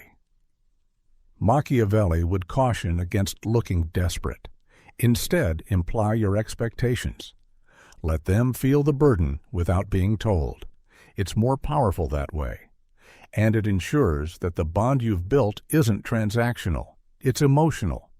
And emotional obligation is nearly impossible to escape. Present change as restoration. Machiavelli lived in a time of extreme political turbulence. Wars, coups, regime changes. The average person was suspicious of anything new because new often meant chaos. So when rulers needed to introduce change, he advised a brilliant psychological tactic. Don't present change as innovation. Present it as a return to something lost. People fear the unknown, but they romanticize the past. Even if the past was deeply flawed, it can be reimagined as a golden age. This is why Machiavelli suggested that a successful leader never says, "I'm bringing something new." Instead, they say, "I'm restoring what once was. I'm bringing back order, tradition, the real values we lost." This strategy is especially effective in societies or organizations where identity matters. People anchor their identity to stable narratives, who we are, where we come from, what we once were. When those narratives are disrupted, they become defensive. But if you tell them you're not breaking from the past, you're honoring it, they become open to your leadership. For example, say a new CEO wants to completely restructure a company. If they simply announce sweeping changes, employees will resist, even if the changes are necessary. But if that same CEO frames the shift as a return to the core values that made us successful in the first place, suddenly the resistance fades. It feels familiar, safe, righteous even. Politicians use this tactic constantly. Make America Great Again is perhaps one of the most direct modern examples. It doesn't matter whether the referenced past was actually great. What matters is the emotional pull of the idea that we're going back to something we once had. It feels like healing, not revolution. Machiavelli would stress that this isn't about lying, it's about framing. Change is essential, but how you present it is what determines whether people accept or reject it. You can introduce radical policies, new alliances, even sweeping philosophical shifts, as long as you cast them as a return to how things were always meant to be. This technique also minimizes backlash. When you present yourself as a restorer, not a disruptor, your enemies look like they're the ones betraying tradition. You become the savior of a legacy. And in that role, you gain moral authority, even if the change you're bringing is bold and unprecedented. In short, restoration is a disguise for innovation. It is a cloak that makes the future look like the past, and therefore less threatening. Whether in politics, leadership, or social movements, this tactic gives the illusion of stability while quietly moving things forward. And that's the brilliance of Machiavelli. Power isn't always about action. It's about perception. Change, when done well, should never feel like change. It should feel like coming home. Delay answers to increased pressure. One of the most unnerving, yet brilliantly effective tactics of silent influence is the calculated delay of an answer. According to Machiavellian wisdom, withholding your response is not just a power move. It's a form of psychological control. Silence, when applied with purpose, speaks louder than immediate replies. It creates uncertainty, amplifies anxiety, and makes others project their own fears or desires into the void you've left behind. Most people instinctively rush to respond. They feel compelled to fill every silence with clarity or closure, especially when confronted. But Machiavelli understood that in both politics and relationships, timing is everything. A delayed answer creates pressure. It forces others to live in their own minds, and that's often where the real battle takes place. Imagine a subordinate who sends a request, nervously asking for a raise or change in responsibility. Instead of giving a quick yes or no, you pause. You say you'll think about it. A day passes, 2, 3. During that time, their imagination does the work for you. They second-guess themselves. They wonder if they overstepped. They start re-evaluating their position. That moment of hesitation, that pause, becomes a tool of dominance. This is not about cruelty. It's about reclaiming control of the frame. When you rush to respond, you're reacting. You're operating on their timeline. But when you delay, you flip the power dynamic. Now, they're waiting on you, and in the waiting, their emotions boil. They become more vulnerable, more pliable, more willing to compromise. In negotiations, delayed answers can be especially potent. When someone offers a deal, don't respond right away. Let silence do the heavy lifting. Let them worry they asked for too much. Let them sweat. Often, they'll come back to the table offering more, just to break the discomfort your pause has created. This strategy also plays well in social dynamics. In dating, friendship, or even parenting, silence is often misinterpreted as judgment, disappointment, or disinterest. People crave certainty, and when you withhold it, they scramble to earn your approval or regain your attention. It gives you leverage, not through aggression, but through subtlety. But it's important to note, not all delays are created equal. The silence must feel intentional, purposeful. If you delay without presence, it feels like negligence. But if your delay carries weight, if your absence feels like a loaded pause, then it becomes influence. It forces people to interpret, to worry, to chase. Machiavelli would argue that great leaders, powerful rulers, and cunning influencers all master this art. They know when to speak, but more importantly, they know when not to. The space between question and answer is often where true power reveals itself. And in that space, people reveal their vulnerabilities, their ambitions, and their fear of rejection. Let your silence say more than your words ever could. Show mercy strategically, not instinctively. Machiavelli's views on mercy are perhaps among his most counterintuitive. To him, mercy is not a virtue by default. It's a tool, and one that must be used with great calculation. The idea that mercy should arise purely from emotion, kindness, or instinct is, in his view, dangerously naive. It's not that he dismisses mercy altogether. It's that he demands it be strategic. Mercy can be one of the most effective tools of manipulation when used at the right time, in the right way, and toward the right person. But when offered reflexively, out of guilt or sentiment, it becomes weakness. It invites more disobedience, more disrespect, and ultimately more chaos. The question Machiavelli poses is simple. What is your mercy buying you? If the answer is nothing but your own moral satisfaction, you're losing. In The Prince, Machiavelli offers vivid examples of leaders who were too merciful, too forgiving, and paid the price in blood and rebellion. When punishments are too soft or inconsistently applied, people grow bold. They test boundaries. Mercy given too quickly sends the message that you can be manipulated, that your compassion can be used against you. Instead, Machiavelli says, show mercy when it strengthens your position. Let's say a rival has betrayed you, but the public holds them in high regard. Executing them might make you look cruel, but pardoning them publicly, especially after they've begged for it, makes you appear both powerful and benevolent. People say, If he can forgive even that, he must be unshakable.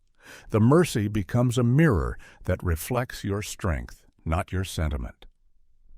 Another example, an employee or ally who has failed you. Firing them outright might be expected, but offering them a second chance, in a very visible way, allows you to set the tone for what loyalty looks like. If they redeem themselves, you gain a loyal servant. If they fail again, no one will question your eventual punishment. Mercy, in this case, sets up future credibility. Mercy also has the potential to create debts, emotional debts. When someone is spared, they often become psychologically tied to the one who spared them. Guilt, gratitude, or the desire to prove themselves can turn enemies into loyal allies. But only if the mercy is rare. Only if it's earned, and only if it serves your long-term agenda. Machiavelli believed that true power lies in calculated mercy, cold mercy, mercy that sends a message. Not all who plead deserve it. Not all who offend require punishment. What matters is the signal your mercy sends to those watching. To the 40 to 60-year-old listener, this feels familiar. You've likely offered mercy too soon in your life. To a toxic friend, a reckless child, a disloyal coworker, and you've seen it backfire. Machiavelli doesn't say, never forgive. He says, forgive when it buys you influence. Show mercy not because you're expected to, but because it's strategically useful. Control when you're feared. Choose when you're loved. And above all, make sure your kindness serves your power, not the other way around. Surround yourself with those you can outthink. One of Machiavelli's lesser discussed but deeply strategic insights is this. Never build a circle where you are the intellectual equal. You must be the sharpest mind in the room, not for vanity, but for control. By surrounding yourself with those you can outthink, you maintain the upper hand, always directing the flow of ideas, decisions, and outcomes. Let's be clear, this isn't about surrounding yourself with fools. It's about carefully choosing people whose strengths lie in areas you control, you understand, or you can override when needed. It's about assembling a court where you are the center of reason, foresight, and strategy, and where no one else has the insight to challenge you at the highest level. Machiavelli understood the danger of brilliance in subordinates.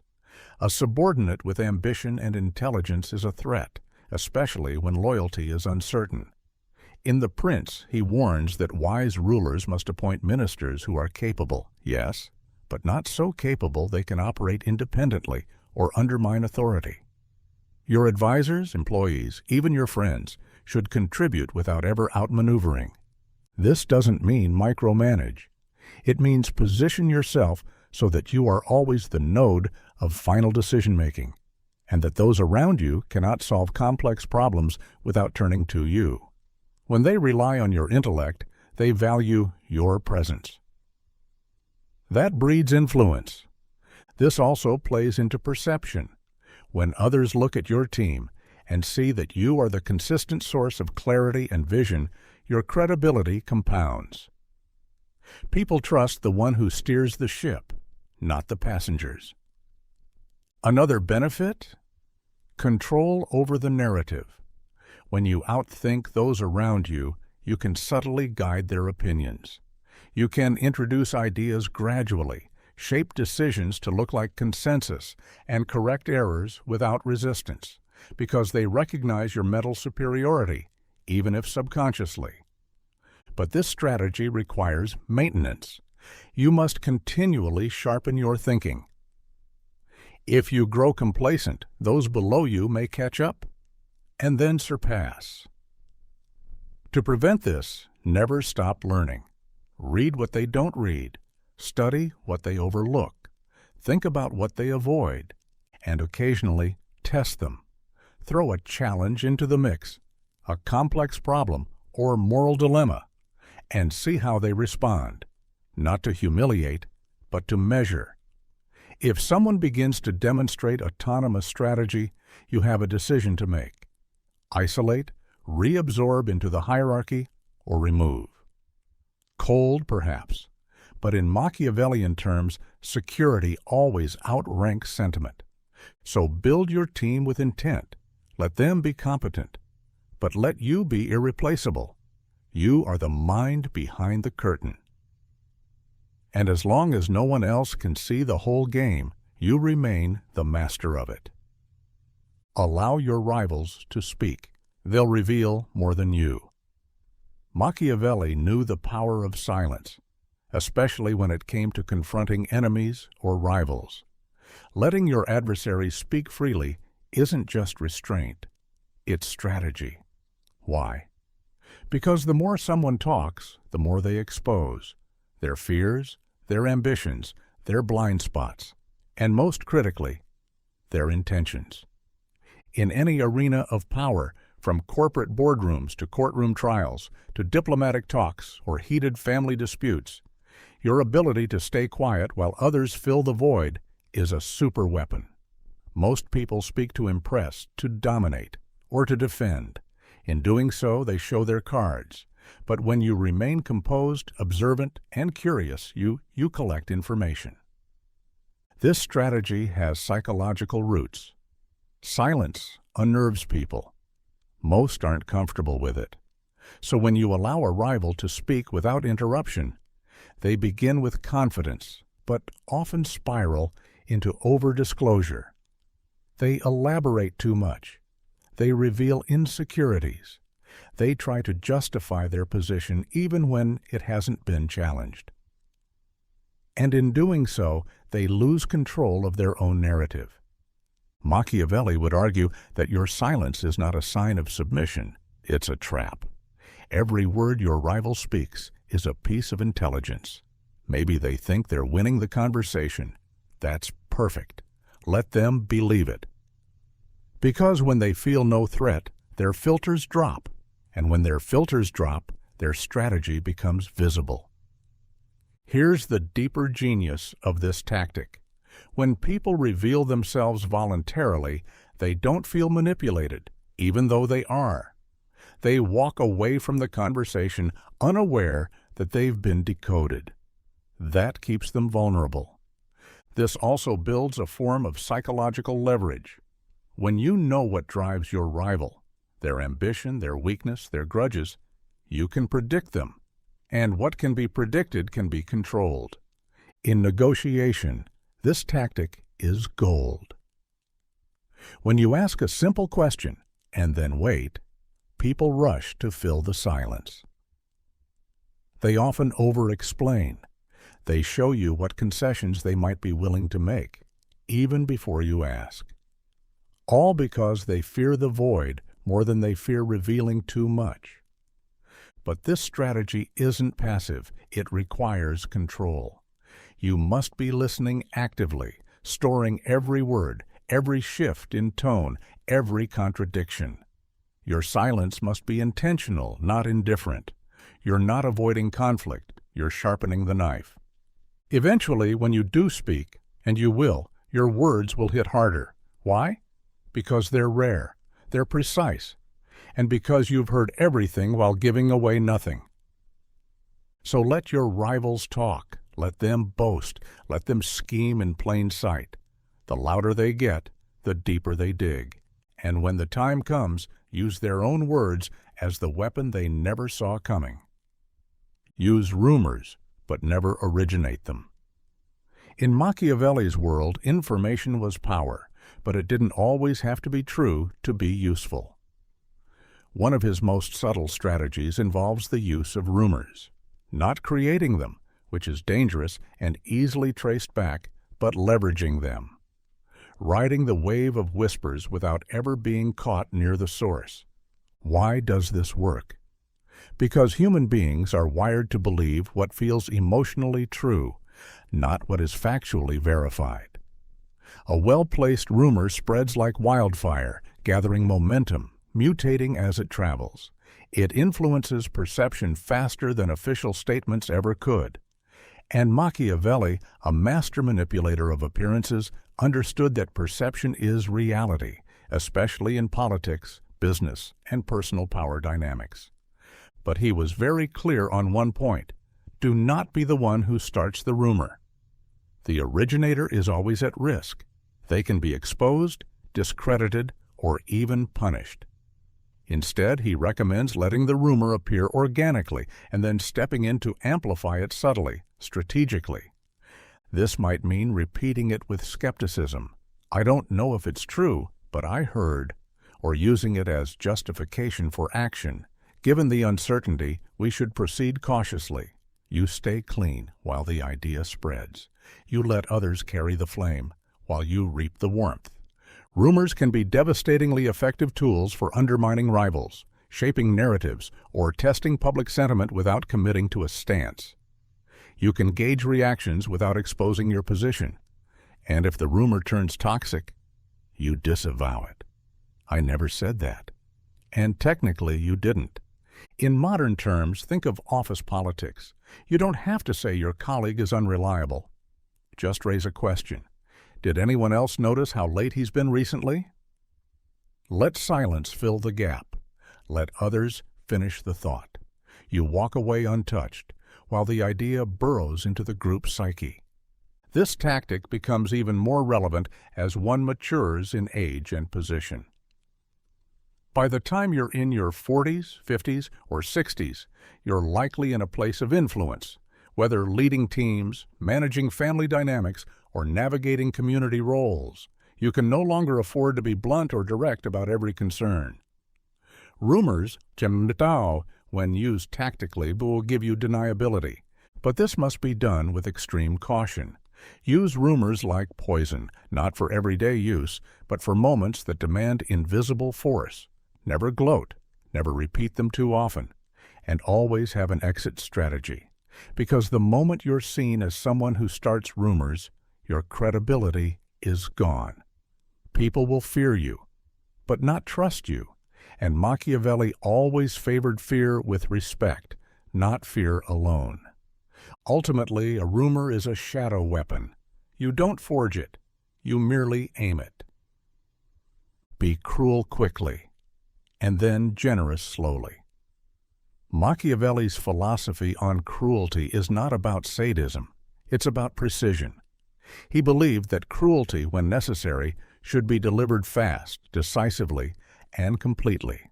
Then, once stability is secured, you shift and become generous, slowly, deliberately, purposefully. Why this sequence? Because pain delivered quickly is absorbed and remembered. But pain spread out, small cuts over time, breeds resentment. It creates a narrative of ongoing betrayal. On the other hand, generosity that arrives gradually becomes a story of growth, of renewal, of your character unfolding positively. Let's break it down. When a new ruler takes over a region, for example, they may need to eliminate rivals, cut bloated budgets, or punish treason. These are harsh but sometimes unavoidable steps. Machiavelli's advice? Do them all at once. Get the blood on your hands early. Let people talk about one moment of cruelty, not a drawn-out pattern of it. Because once that harsh chapter is over, people begin to heal. And as they heal, you start giving. A fair law here, a tax break there, small signs of mercy. Over time, people forget the sting and remember the kindness. You have reshaped their loyalty through contrast. This applies as beyond kingdoms. Consider leadership in modern workplaces. Sometimes, restructuring is needed.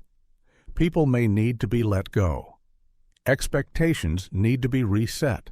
If you drag this process out, morale collapses. Trust dies. But if you rip the bandage, respectfully but firmly, people may be shocked, but they adjust. Then, as the dust settles, you reward hard work. You praise progress. You build morale slowly. And now the team sees you not as erratic or cruel, but as firm and fair. You're remembered for your consistency in growth, not your aggression in crisis. This strategy also fits personal life.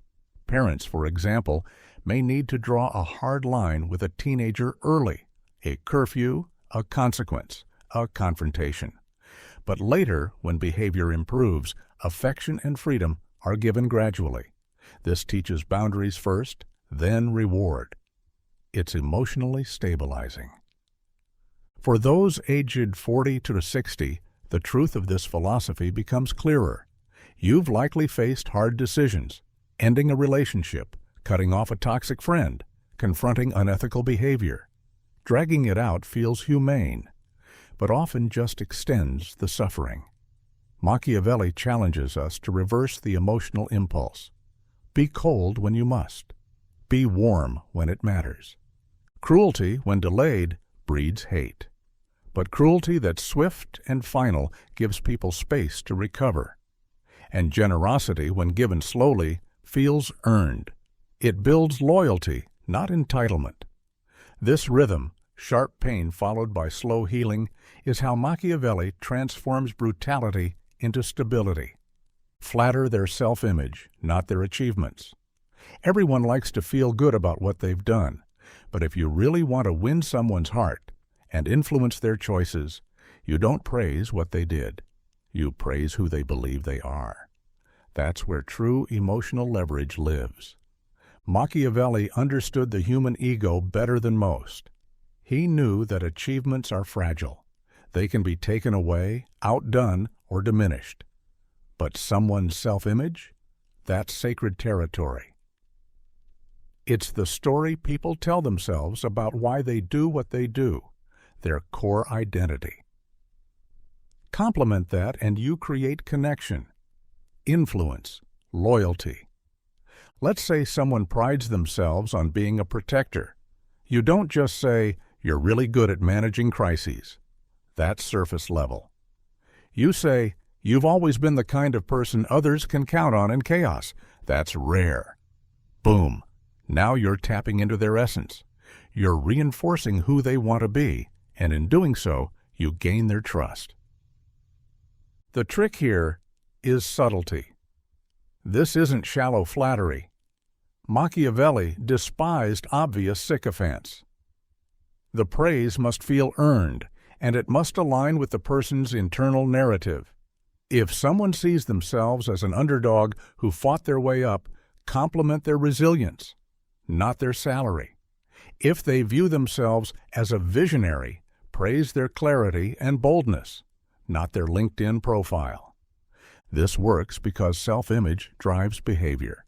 People want to stay consistent with the identity they believe in. When you affirm that identity, they're more likely to align with you, agree with you, and follow your lead, because it feels like they're following their own values. In business, this is how strong partnerships are formed. In negotiation, this is how stalemates are broken. In relationships, this is how walls come down. It's about speaking to the soul, not the resume. By midlife, 40s, 50s, 60s, people have often achieved quite a bit. They've had success, failure, reinvention, and by this point, they're less impressed by surface praise. They want to be seen. They want to feel understood. Machiavelli's strategy cuts through the noise. Flatter not the output, but the inner narrative. This also builds loyalty that survives failure. When someone falls short, if you've only praised their success, the relationship weakens. But if you've praised their character, they'll stay close. Because you didn't love them for the trophy. You respected the journey. In the end, this strategy gives you influence without force. People feel empowered around you. They rise to the image you've reflected back to them. And that, Machiavelli knew, is the kind of power no one questions, because they think it was their idea all along. Make others feel like insiders, while keeping them out. Machiavelli understood a timeless truth about human behavior. People crave inclusion. They want to feel like they're in the room, privy to secrets, part of the inner circle. And if you can offer them that feeling, the illusion of inclusion, You can control them without ever handing them real power. This is the essence of the strategy. Make others feel like insiders, even as you keep them firmly on the outside. You do this by managing perception. When people believe they are being trusted with privileged information, consulted on big decisions, or welcomed into the real conversation, they become emotionally invested. They feel valued, empowered, important. But the key is that you are only giving them surface-level access. You're showing them the door, not the room behind it.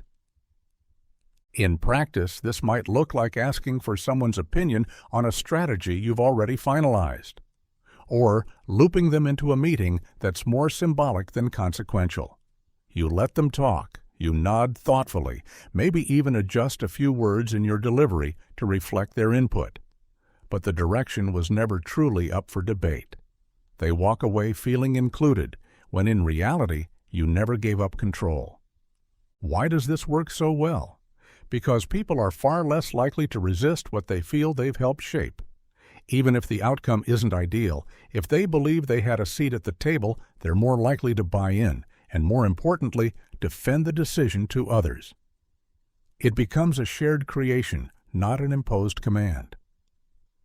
This is a subtle form of manipulation, but an elegant one. It preserves egos, diffuses opposition, and cultivates loyalty. You're not excluding people in a way that provokes rebellion. You're including them just enough to keep them compliant. Machiavelli would argue that this is especially effective when managing ambitious individuals, the ones who are always angling for influence. If you shut them out entirely, they become dangerous. They gossip, plot, and undermine. But if you let them feel seen, heard, and appreciated, even without handing them the reins, you neutralize their threat. They think they've already won part of the game. This strategy thrives in environments of hierarchy and politics, corporate settings, government, advisory roles. Even in friendships or families, you'll see this play out. The parent who lets the teenager decide what's for dinner, but only within pre-selected choices. The boss who gives the illusion of autonomy while maintaining tight oversight. It's not about deception for its own sake. It's about leadership without friction. People are far easier to guide when they think they're choosing the path, and the most powerful figure in the room is often the one who seems the most democratic, while quietly steering every outcome.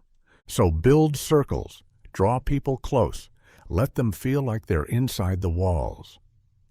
But always keep the keys and the real power in your own hands. When in doubt, play the fool. Power at its core is about positioning.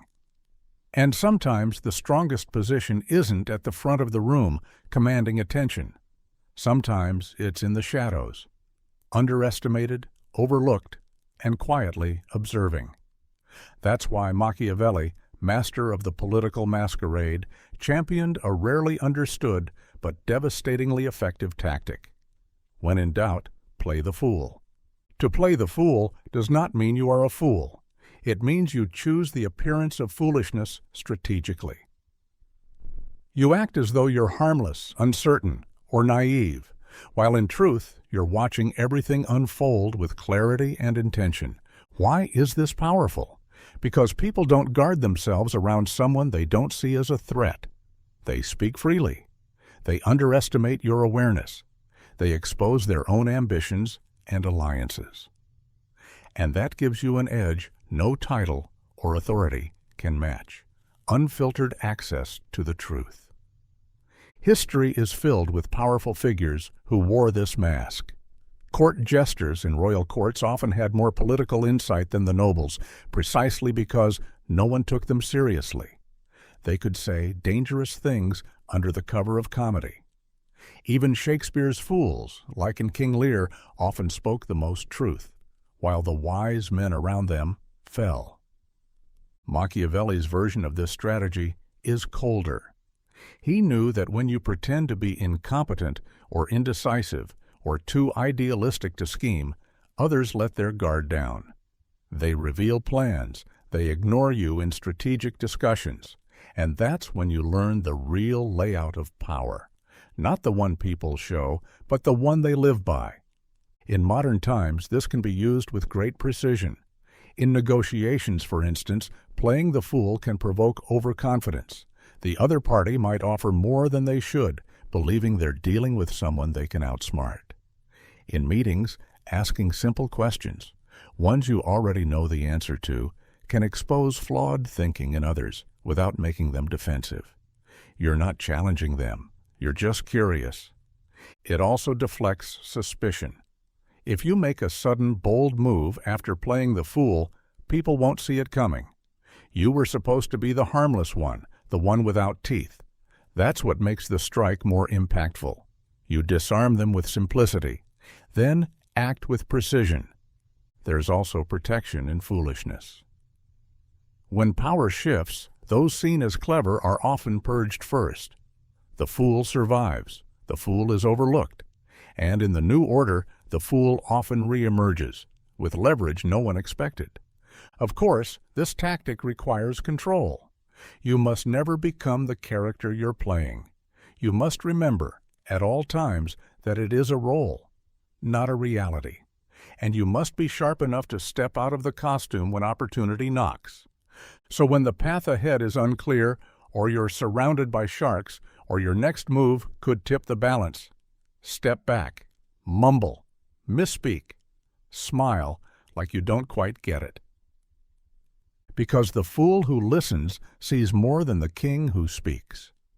And the one who is underestimated today often holds the upper hand tomorrow. Turn public opinion into your weapon.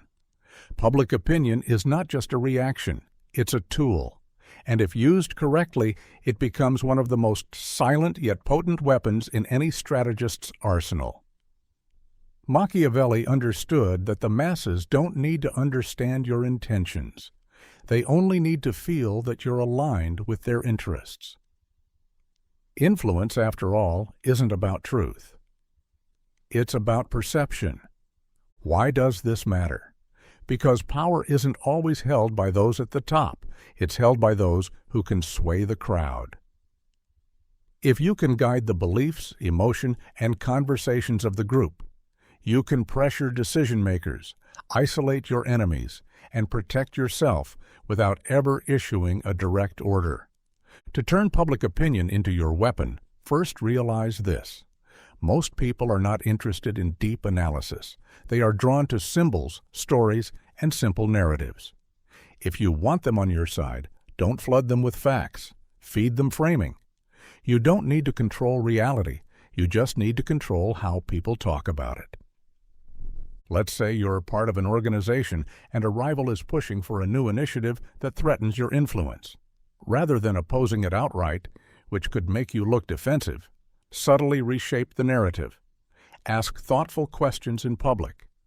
Do we really know how this will affect budgets? Or has anyone considered how this might overcomplicate what's already working? These aren't rejections, they're doubts. And doubts spread.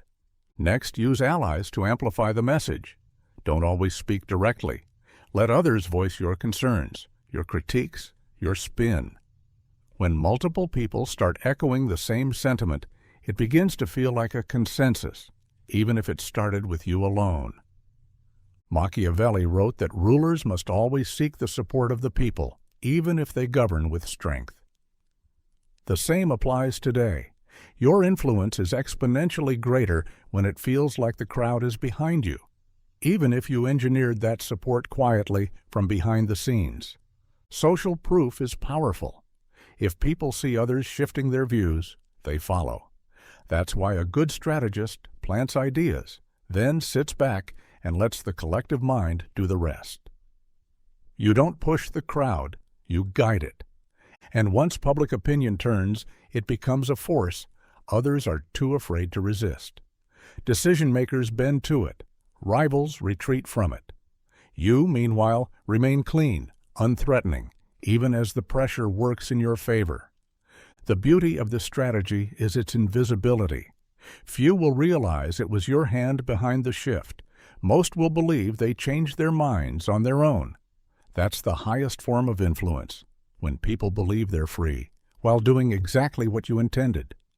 So while others chase authority through titles or policies, you focus on something quieter, deeper, and far more dangerous: the narrative. Because once you shape how people think, speak, and feel, you've already won. Master the art of controlled leaks. A leak by nature is supposed to be accidental. That's what makes it believable. But in the world of power and influence, the most strategic leaks are intentional. Controlled leaks are not mistakes. They're messages disguised as chaos. And if you know how to use them, you can shape perception, destroy rivals, or even test dangerous ideas without claiming ownership. Machiavelli would have admired this tactic. Why? Because it allows you to act without acting.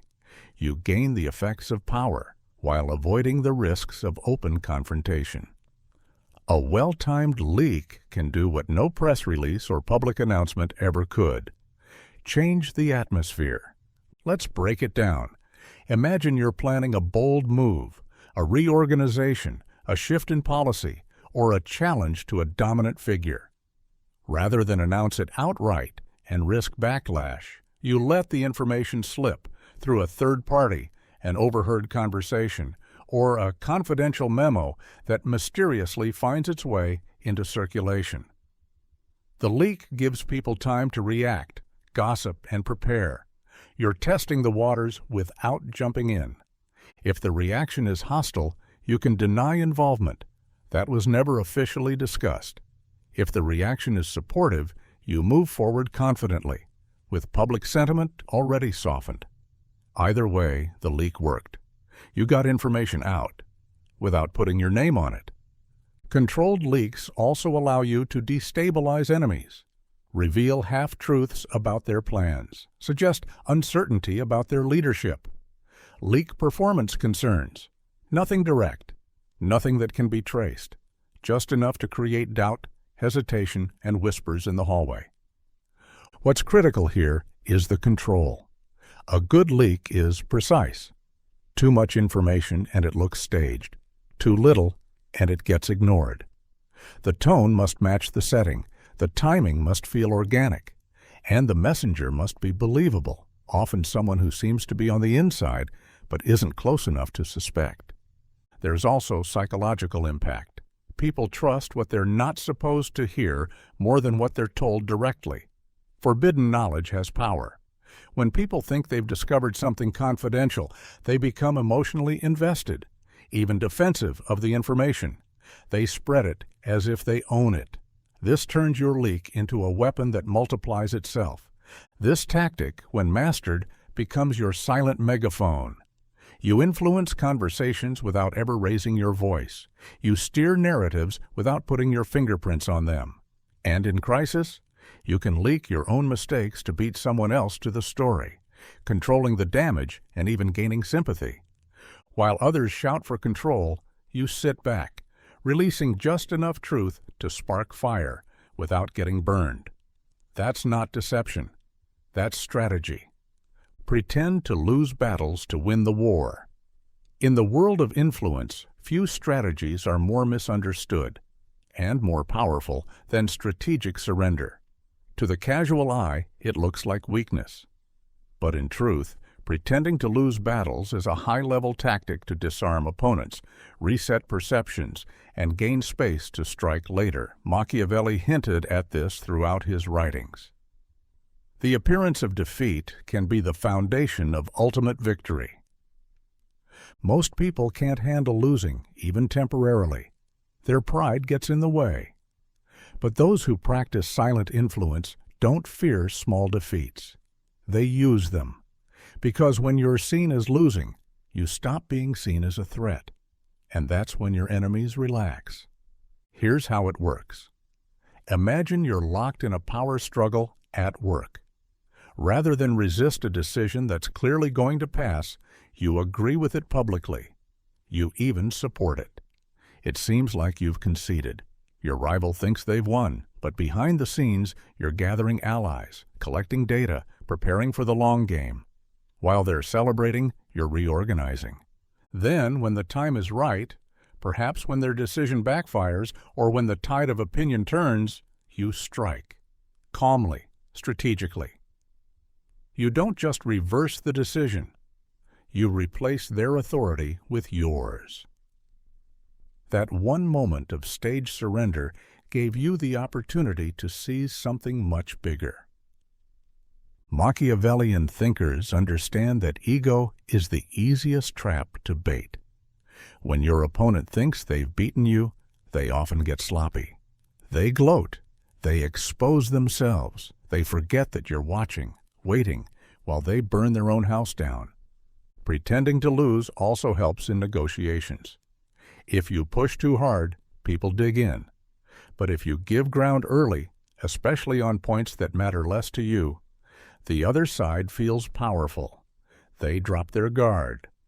You appear reasonable, even deferential, but when it comes time to fight for what really matters, you've built the credibility and leverage to get it. Another benefit? Sympathy. People naturally root for the underdog. When you appear to lose publicly, allies emerge. People begin to question your opponent's dominance, and when you rise again, as you planned, they cheer for your comeback. This strategy requires patience. It's not for the impulsive. You must be willing to take a short-term loss without resentment, without panic. You must trust that the war is bigger than any one moment, and that timing is more important than pride. The essence of this tactic is simple. You don't always need to win now. Let others believe they've won. Let them show their hand. Let them waste their energy proving something. Meanwhile, you're already writing the final chapter. Because true influence isn't loud, it's deliberate. And those who can fake defeat, without ever feeling defeated, are the ones who end up rewriting the rules. Embrace the role they expect, then become what they fear. People create mental boxes. They assign roles to others based on first impressions, social cues, and biases, and once they label you, they stop looking deeper. Machiavelli saw this not as a limitation, but as an opportunity. If people are determined to underestimate you, let them. If they expect you to be quiet, agreeable, or harmless, play into it. Embrace the mask. Then, when the moment comes, take it off and show them what you've really been building underneath. This is the art of subversion.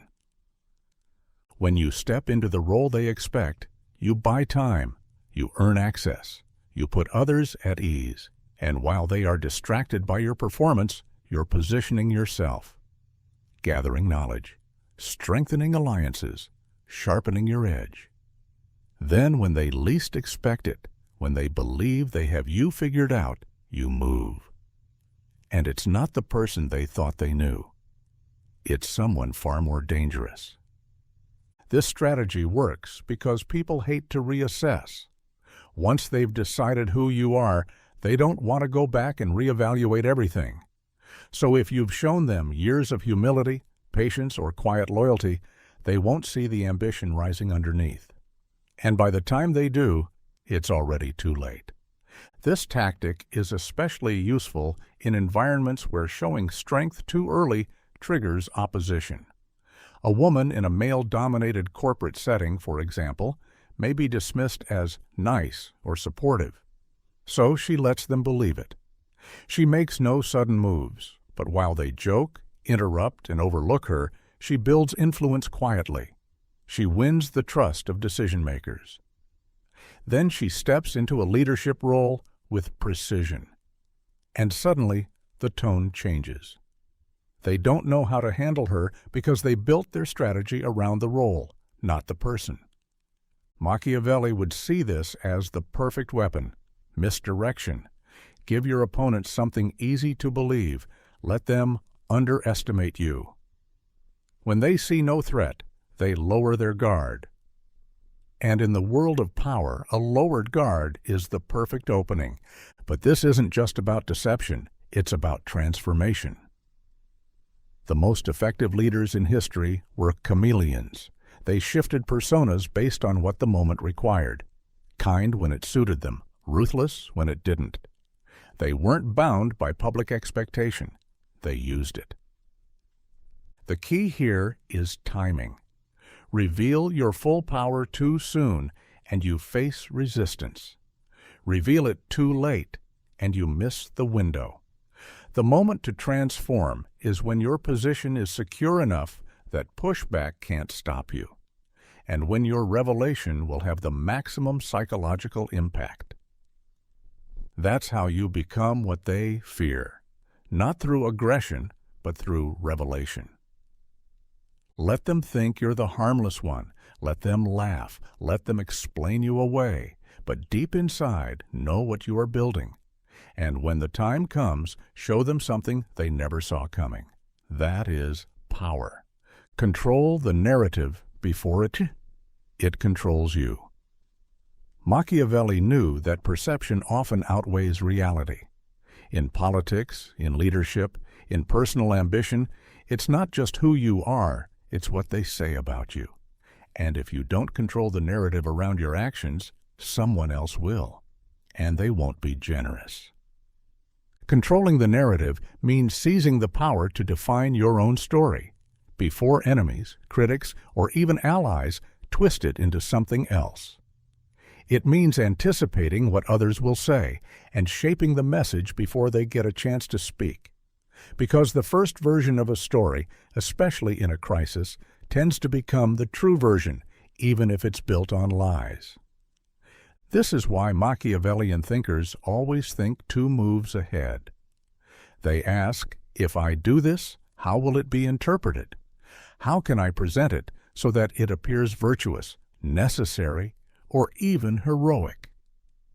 This doesn't mean you avoid controversy. Sometimes controversy is useful, but it means you frame your actions first. You become the author of your own myth. Look at modern politics. Scandal breaks. Within hours, the accused releases a statement, not to confess, but to frame, to spin, to present their version of events in a way that makes them look like a victim, a reformer, or a misunderstood hero. And if they're smart and fast, that version dominates. Not because it's honest, but because it got there first. The same applies in business. A CEO lays off 1,000 workers, but the press release calls it a strategic restructuring to ensure long-term viability. A politician shifts position, but calls it a necessary evolution in thinking as the facts changed. In each case, the action may be the same, but the story changes how it's received. Narrative is armor. Machiavelli would advise not just reacting to stories, but actively crafting them. Shape how others describe you. Repeat certain words. Use consistent themes. Restoring order. Putting people first. Doing what others fear to do. These phrases aren't just rhetoric. They're tools. They implant emotional responses, and once the public accepts them, they become difficult to challenge. You must also recognize when to destroy a narrative. If someone is spreading a version of you that is dangerous or discrediting, silence is not always the right response. Sometimes a calculated counterattack is necessary, one that reframes the story, discredits the source, or redirects attention. But it must be fast. Delayed responses are perceived as guilt or weakness. The modern battlefield is not just boardrooms or parliaments. It's perception. It's social media, reputation, press, gossip. And in this arena, the truth is only one part of the game. The other part, the Machiavellian part, is who gets to tell it first and how it's remembered. So before you act, ask yourself, what will they say? Then beat them to it. Make them repeat your version. That's how you control the narrative, before it controls you. Watch how they treat the powerless. That's your real warning. One of the most overlooked yet brutally honest truths in Machiavellian thought is this: the way someone treats those who can do nothing for them reveals their core nature. Titles, charisma, and polished manners can all be learned and performed. But how a person acts when no one is watching especially around the powerless, is where the mask slips. Machiavelli believed that character, while flexible, always leaks through cracks. A man who flatters kings but mocks beggars, who praises his boss but humiliates waiters, is not to be trusted. Because one day you'll be the one without power, and that's when you'll see their true face. This philosophy is more than moral advice. It's strategic observation. The powerless, employees without clout, service workers, assistants, even animals, become living mirrors that reflect who a person really is. And Machiavelli's point is not about being kind for kindness' sake. It's about knowing who is safe to trust, partner with, or elevate. Imagine a corporate environment. A rising executive treats their manager with charm, their peers with diplomacy. But interns? They belittle them, ignore them, or make jokes at their expense. That's a red flag. It shows they respect status, not people. And as soon as your status falters, and eventually everyone's does, you'll become a target. This principle is especially valuable for those in leadership. When hiring, promoting, or entering partnerships, pay close attention to these small interactions. How do they speak to the janitor? Do they say thank you to the receptionist? How do they treat the server when the order is wrong? These are not irrelevant details. They are diagnostic tools. They show whether a person's respect is genuine or conditional. In political history, tyrants and manipulators often began with charm and vision, but long before they turned on their equals, they had already trampled the weak. The pattern was there, but no one noticed. Or worse, they dismissed it as irrelevant. Machiavelli's genius lies in understanding that influence isn't just about strategy. It's about reading the underlying character of those around you.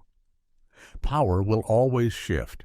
When it does, you want people around you who remain consistent, not those who turn cold the moment you lose your advantage. And this works both ways.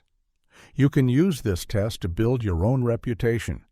If you treat the powerless with quiet dignity, people notice, especially those who have power but hide in plain sight. The investor, the decision maker, the mentor, they're watching. Not how you perform on stage, but how you behave when there's nothing to gain. So next time you want to know someone's future, don't look at how they treat the powerful. Look at how they treat those beneath them. Because Machiavelli knew that's not just who they are now, that's who they'll always be. Sow subtle envy between allies.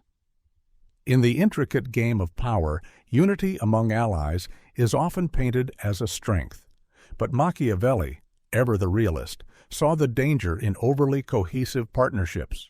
Why? Because when allies become too comfortable, too trusting, and too united, they start to forget who holds the real power. So he proposed a darker, quieter method of control. Sow envy between them, subtly. This tactic is not about starting wars. It's about planting seeds, a compliment here, a promotion there, a private remark that so-and-so has been getting too much attention lately. The goal isn't to cause open conflict. That's too messy. The goal is to create just enough tension to keep everyone a little off balance, a little unsure of where they stand. When allies are slightly envious of each other, they stop conspiring together. They start watching each other, competing even. And in that quiet competition, you become the stable center. The one person everyone wants to impress.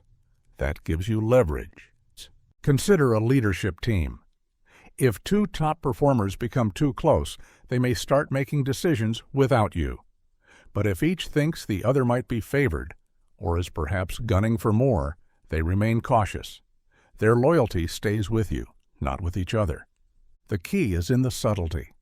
Too much friction and alliances fracture. But just enough envy, and they remain engaged, productive, and distracted from undermining you. It's like managing a fire. A small flame keeps the room warm. A blaze burns the house down. Machiavelli wasn't advocating paranoia. He was advocating awareness. He understood human nature. We compare ourselves constantly. By gently influencing what those comparisons look like, you guide behavior without ever giving a direct order. But why use envy? Why not simply inspire loyalty through trust and fairness? Because trust is fragile, and fairness is subjective. Envy, however, is deeply rooted in the human psyche. It's predictable. It motivates people to prove themselves, to overperform, to align more closely with power in hopes of validation. It makes people compete without ever realizing they're being manipulated. The genius of this tactic is that it doesn't require confrontation or punishment. It operates in the background. A word here, a gesture there. And suddenly, your allies are too busy comparing their positions to question yours. For those with decades of life experience, this rings true. You've seen it in businesses, in families, in governments. The boss who always keeps their lieutenants guessing. The matriarch who praises one child just slightly more than the others. The politician who lets two potential successors battle it out, weakening both. This isn't kindness, it's control, and it's control that lasts. Win by exhaustion, not confrontation. In every conflict, there are two primary strategies: direct confrontation and strategic attrition. Machiavelli, ever the master of silent dominance, favored the latter. Why? Because confrontation is risky. It makes enemies visible. It invites backlash. But exhaustion? Exhaustion is quiet. It wears people down over time until they surrender not out of defeat, but out of sheer fatigue. To Machiavelli, winning without fighting was the ultimate victory. He observed that most people, even the ambitious, have limited reserves of energy, patience, and resilience. If you can stretch a conflict long enough, delay resolution, and apply subtle pressure without triggering open resistance, you will eventually break even the most determined opponent. This tactic plays out in boardrooms and bureaucracies every day. A colleague keeps pushing for a change you don't support. You don't block them outright. That would escalate things. Instead, you delay meetings. Ask for more data. Redirect focus. Encourage further exploration. Weeks become months. Their energy drains. And by the time they're too exhausted to care, your position has quietly prevailed. Winning by exhaustion works because it preserves your public image. You never appear aggressive. In fact, you may look cooperative, patient, even fair. All the while, your opponent becomes isolated, discouraged, or simply too tired to continue. Others begin to see them as the problem, while you remain composed and above the fray. Machiavelli knew that power wasn't about battles. It was about endurance. If you can outlast your rivals, you don't need to defeat them. Time does the work for you. This strategy also applies to negotiations. If someone is pressing hard for concessions, you don't say no. You say maybe. You request revisions. You extend deadlines. Eventually, they'll start compromising. Not because you forced them, but because you outlasted them. For the 40 to 60 audience, this isn't theory. It's lived experience. You've seen aggressive people win fast, but fall faster. You've watched the quiet, patient ones climb slowly, but stay at the top. That's the Machiavellian way. Influence through endurance, not aggression. And it doesn't just apply to others. It's a mindset for your own survival. When others burn out from stress or ego, you stay calm, focused. You win by staying in the game long after they've quit playing. Not because you're the loudest voice, but because you were the last one standing. In Machiavelli's world, power doesn't belong to the strongest. It belongs to the most resilient. Change your tone, not your message. The greatest communicators in history weren't those who changed what they believed to fit the crowd. They changed how they delivered it. Machiavelli understood this long before modern PR strategists or political consultants gave it a name. In a world where perception is everything, the tone of your words often carries more weight than their literal meaning. Machiavelli's principle here is simple. Adapt your delivery without betraying your intention. You don't have to abandon your goals to win favor. You only have to package them differently depending on the audience, the stakes, and the moment. Think of it like this. The same medicine can be administered as a bitter pill or a sweet syrup. The contents don't change, but the form makes all the difference in whether it's swallowed willingly or rejected outright. Tone is the syrup, and Machiavelli urges us to master it. In power dynamics, tone is often the difference between influence and resistance. Speak boldly and directly in one room, and you'll command respect. Use the same tone in a different room, and you'll be perceived as arrogant or threatening. People don't only react to your ideas, they react to how those ideas make them feel. This is where emotional intelligence becomes a strategic weapon.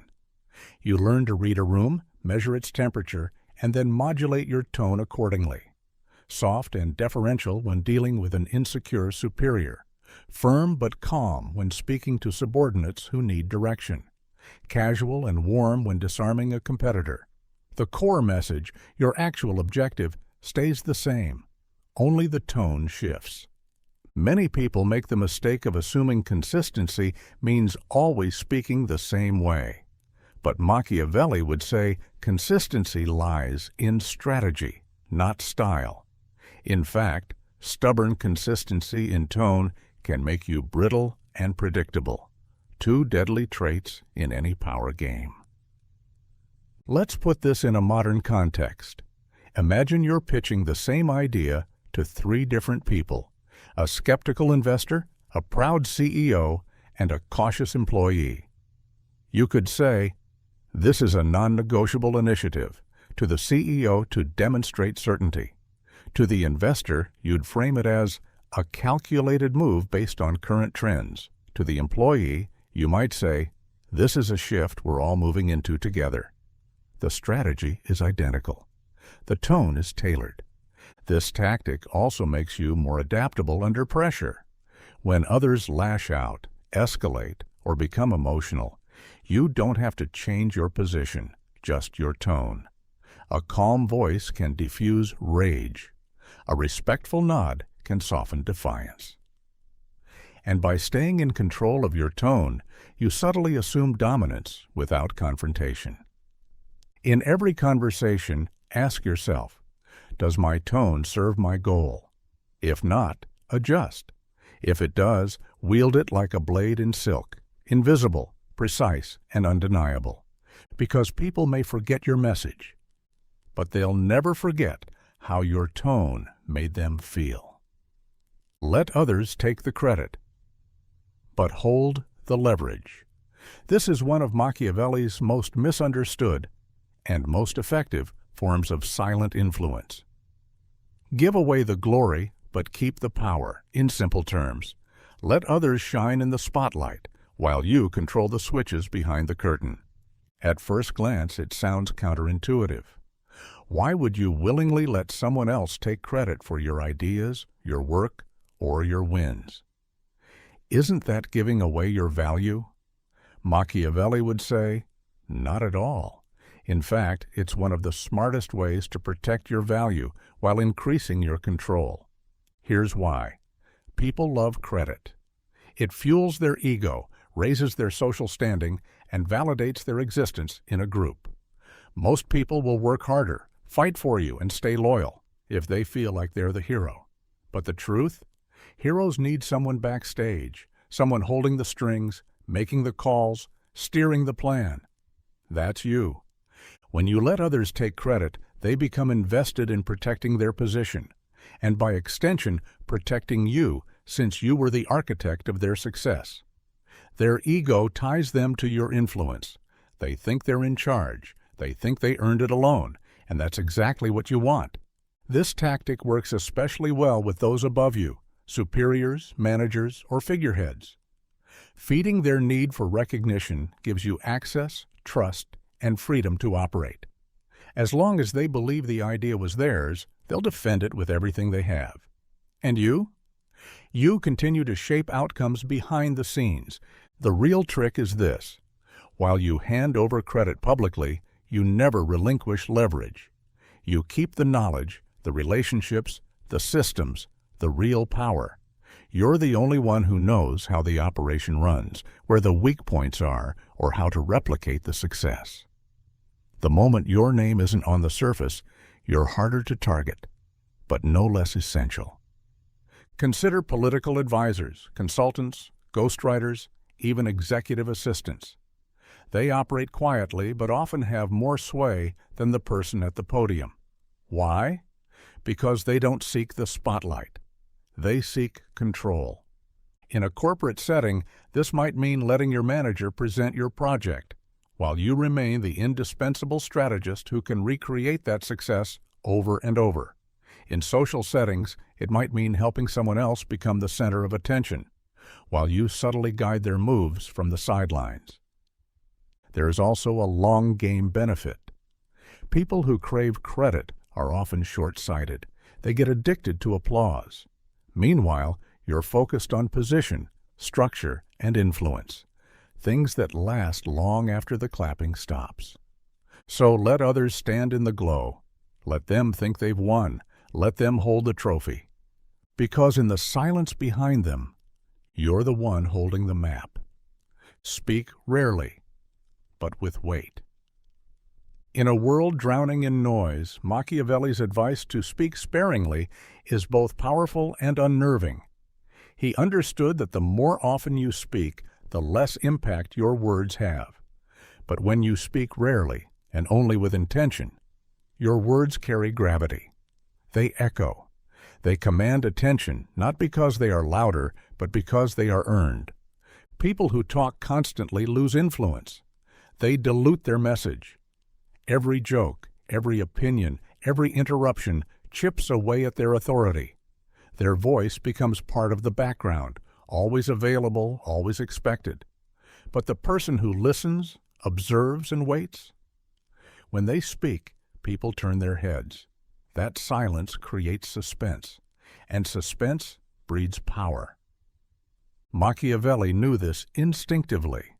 He believed that rulers should be deliberate with their words, concise, calculated, and strategic, not to manipulate directly, but to create the perception of depth and certainty, because perception is everything.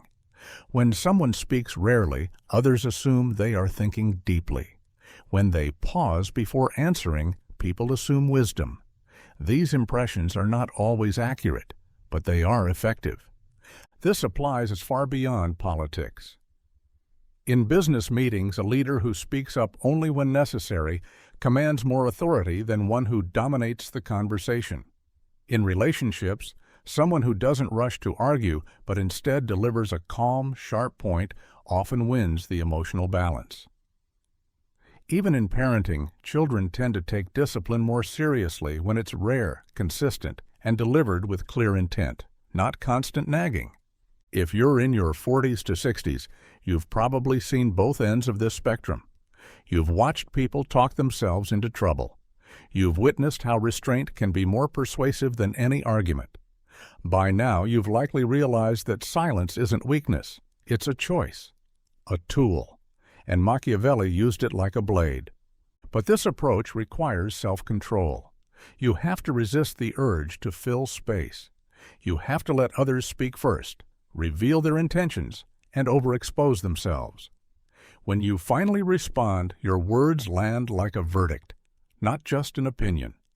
To make this work, you must prepare. When you do speak, it must be with clarity. Your words must reflect insight, not just emotion. You may speak slowly, with pauses. You may ask questions instead of making statements. You may say less than expected, and let others fill in the blanks. That's where real power lies. in the suggestion, not the explanation. This isn't about being cold or distant. It's about being effective. Influence isn't about volume. It's about timing. And when you speak rarely, but with weight, people don't just listen. They remember. Misdirect with kindness. One of Machiavelli's most subtle and most underestimated tools of influence is kindness. But not kindness as virtue. Kindness as strategy. It's easy to assume Machiavelli's world was ruled only by fear and cunning. But he also recognized the utility of being perceived as warm, generous, even gentle, especially when that image served as a mask. Why does this work? Because kindness disarms. It lowers defenses. People expect confrontation from enemies, but not from those who praise them, smile at them, or offer assistance. When you're kind, you create a false sense of alignment, a psychological comfort zone that makes others open up, share more, and let you closer. And once you're close, you see their weaknesses. You learn what they want, what they fear, what motivates them. And with that information, you gain the upper hand without ever raising your voice. This is not manipulation in the cheap sense. It's about controlling the battlefield before the conflict begins. Machiavelli knew that many battles are won not by weapons or words, but by perception. And nothing shapes perception more effectively than a well-placed act of kindness. Picture this in a corporate setting. Two executives are competing for the same promotion. One plays hardball, the other offers support, compliments ideas, and offers to collaborate. Which one gets invited into more rooms? Which one hears more useful whispers? The one who misdirected with kindness. In personal relationships, this tactic can turn enemies into allies, or at least neutralize their venom. A neighbor who's been hostile, surprise them with a favor. A relative who's undermined you, speak positively about them in front of others. These acts confuse the narrative. They make people question their own story about you. And that confusion weakens their aggression. For people in their 40s to 60s, this method is even more potent. At this stage, emotional intelligence becomes more valuable than brute force. You've likely learned that a well-timed compliment can achieve more than a direct challenge. You've seen how kindness, when used with intent, opens doors that pressure closes. But the key here is authentic delivery. Misdirection only works when it's believable. If your kindness feels fake, it breeds suspicion. So don't fake kindness. Control it. Give just enough to create the illusion of alignment, enough to make people feel safe. Not so much that they forget who you are. In the end, kindness isn't weakness, it's camouflage. Machiavelli would say, never fight a battle you don't have to. And if a smile can achieve what a sword cannot, let it. Just make sure the blade is behind your back, just in case. Use nostalgia to shape decisions. Machiavelli knew that the most powerful force in human behavior is not logic or reason, it's emotion. And few emotions are as intoxicating, as blinding as nostalgia. While he may not have used the word itself, he understood the essence of it, the longing for a past that seemed safer, purer, better, even if it never really was. Nostalgia is persuasive because it bypasses critical thinking.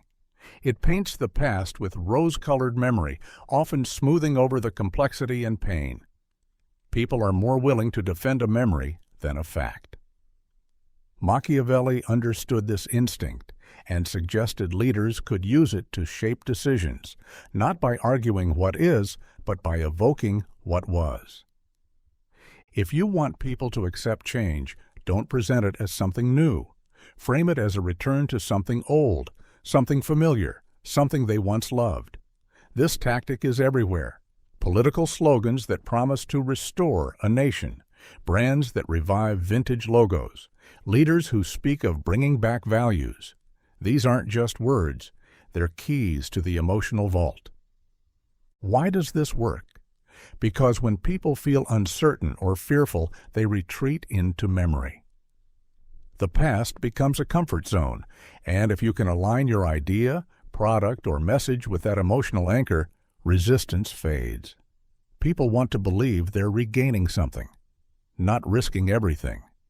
In a business context, this could mean referencing the way we used to work, when morale was high and ideas flowed. Then subtly tie your new strategy to that era. In a personal context, it might mean reminding your partner of when you first met to reset emotional tone. In leadership, it could mean invoking a shared tradition to justify a policy shift. For those in midlife, the 40-60 range, nostalgia is even more potent. You've lived through transitions. You've lost people, places, values, and you've likely experienced moments where the past feels more vivid than the present. Machiavelli teaches you to use this, not just feel it. When you want someone to follow you, don't push them forward. Lead them back, even if where you're taking them is actually new. But there's a danger here. Nostalgia can backfire if it's overused or feels manipulative. If people feel you're romanticizing the past to deceive them, they'll turn on you. So it must be used sparingly, like a scent, not a flood. A single reference, a shared memory, a brief emotional pull that softens resistance. In the end, Machiavelli would say, facts tell, emotions move. And nostalgia is a deep emotional undercurrent, one that can carry people wherever you want if you know how to steer it. Never fully reveal your successes. There's a certain power in mystery, and Machiavelli understood this better than most. In a world obsessed with recognition and validation, he proposed the opposite. Never fully reveal your successes. Why? Because once your accomplishments are known in full, they become targets. Envy is a natural consequence of being admired. The moment people see your full hand, they start plotting how to beat it. They question your methods, look for weaknesses, and begin to compare. The applause fades quickly, but the resentment sticks. What was once impressive becomes threatening. But when you understate your victories, when you keep some of your success in the shadows, you maintain control over the narrative. You don't just protect yourself from envy, you also preserve your leverage. Imagine two leaders, one who constantly broadcasts every win, and another who lets their results speak subtly, letting people discover their impact over time. The first may command attention for a while, but also breeds competition and scrutiny. The second builds quiet influence, gathering respect from those who realize, often too late, how much they underestimated them. In many cases, Machiavelli would advise that humility is a weapon, not the virtue-driven kind, but the strategic kind. When people think you've only accomplished some of what you've truly done, they assume they still understand you. That false sense of knowledge makes them comfortable, and that comfort makes them predictable. This approach also gives you freedom. When no one knows the full extent of your influence, or wealth, or knowledge, you're not boxed in.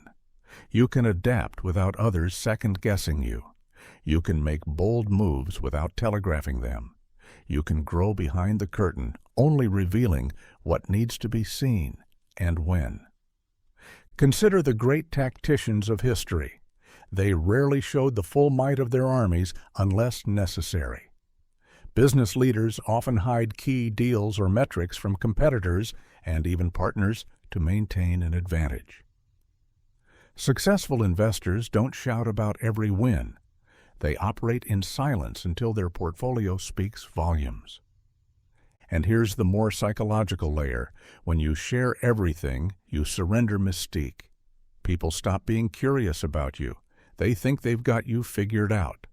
But when you're deliberately vague, when you let your actions hint at more beneath the surface, people lean in. They start asking questions. They speculate, and speculation always stretches further than facts. In your personal life, too, this applies. Reveal too much about your achievements, and you might alienate others. Hold back just a little, and people remain intrigued. They respect you, but they don't feel like they're in a competition with you. Machiavelli would say, control perception, control power. And few things are more powerful than leaving others wondering just how much more there is to you than they can see. Set traps with choices, all of which serve you. Machiavelli didn't believe in brute force alone. He believed in designing situations, systems where even freedom becomes a form of control. One of his most clever techniques was the strategic use of choice. Give people options, but only ones that lead to outcomes you already want. This tactic works because people instinctively value autonomy. They want to feel they're in control, that they've chosen their path. And when you give someone a choice, they feel respected, empowered, and validated. But if every path leads to a result that benefits you, then you've controlled the game, without ever appearing controlling. Think of a military general offering the enemy two choices: surrender or retreat into unfavorable terrain. Either way, the general wins. Or a CEO giving a team the option to pursue strategy A or strategy B, both of which achieve the same company goal, just through different language. Employees feel involved, but the result is already predetermined. This tactic is especially useful when dealing with people who resist authority. By framing control as choice, you disarm their defenses. They stop resisting and start participating. And they often double down on the decision they think they made freely, defending it even more strongly than if it had been imposed. Machiavelli's brilliance lies in how cleanly this works in almost any setting, political, professional, or personal. You can even use it in conflict. Instead of saying, "You must do this," you say, "Would you rather do X by Friday or Y by Monday?" The outcome is completion, but you've offered the illusion of flexibility, and that illusion earns cooperation, not resentment. It's also an excellent tool for negotiation. If you walk into a room and say, "Here's the deal," you invite pushback. But if you say, "I see two ways we can make this work," suddenly you're guiding without commanding. The person on the other side feels involved, even if both paths favor you. The tension dissolves, and the focus shifts to how to win, not whether to accept the deal. This philosophy reflects Machiavelli's deeper understanding of human nature. Most people don't rebel because they disagree. They rebel because they feel trapped. Remove the feeling of entrapment, and they often give you exactly what you want. In the end, the most powerful traps are the ones no one sees as traps. They feel like opportunities, like collaboration, like autonomy. And that's the genius. So next time you need to gain compliance, settle a debate, or steer a decision, don't issue commands. Offer choices, 2 doors, 1 hallway, and let them walk into your plan with a smile. Befriend their ego, not their mind. When trying to influence someone, the natural instinct is to appeal to reason, to make a solid argument, present the facts, and win them over logically. But Machiavelli would warn you, the mind is a gatekeeper, but the ego is the master of the house. If you truly want to influence someone, don't aim for their intellect. Aim for their ego. Make it feel seen, validated, and superior. And that person will not only listen, they'll follow. The ego is the emotional core of identity. It's where people house their self-worth, their image, their pride. It craves reinforcement and attention. And the genius of silent influence is to offer that nourishment in a way that feels genuine, even while it serves your purpose. This isn't flattery. It's targeted ego calibration. Let's say you're dealing with someone who holds power, a boss, an investor, a high-level client. You can try to impress them with ideas, but if you make them feel challenged, outshined, or corrected, They'll resist you. Even if your idea is better, they'll dig in. But if you reflect their own greatness back to them, if you frame your proposal as building on their insight or bringing their vision to life, they'll embrace it. Why? Because it feels like their idea. People don't follow truth. They follow validation, especially if that validation makes them feel clever, important, or right. That's the Machiavellian key. Make the ego feel comfortable, and the mind will do anything you ask. There's another layer to this. People are addicted to being right and terrified of being embarrassed. If your influence threatens someone's sense of self, it will be rejected. But if your influence flatters their self-image, if it aligns with who they believe they are, they'll adopt it without question. This is how you sneak powerful ideas into a closed mind. You don't argue. You reflect the version of themselves they want to see. This tactic also works in conflict resolution. Let's say someone's acting irrationally or aggressively. Instead of confronting them head-on, reinforce a positive aspect of their identity. I know you're someone who values fairness, or I've always admired how you handle things with calm. That's why this surprised me. You're not attacking. You're holding up a mirror to their ideal self, and that often pulls them back into alignment. Over time, if you consistently speak to someone's ego, you become a trusted ally. Not because they understand you better, but because they feel better about themselves when they're around you. And that's influence. You've bypassed their defenses, entered their emotional core, and earned a kind of loyalty that logic alone could never achieve.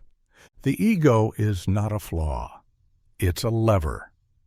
When you pull it skillfully, silently, and with care, people will walk the path you've laid out, thinking it was their own all along.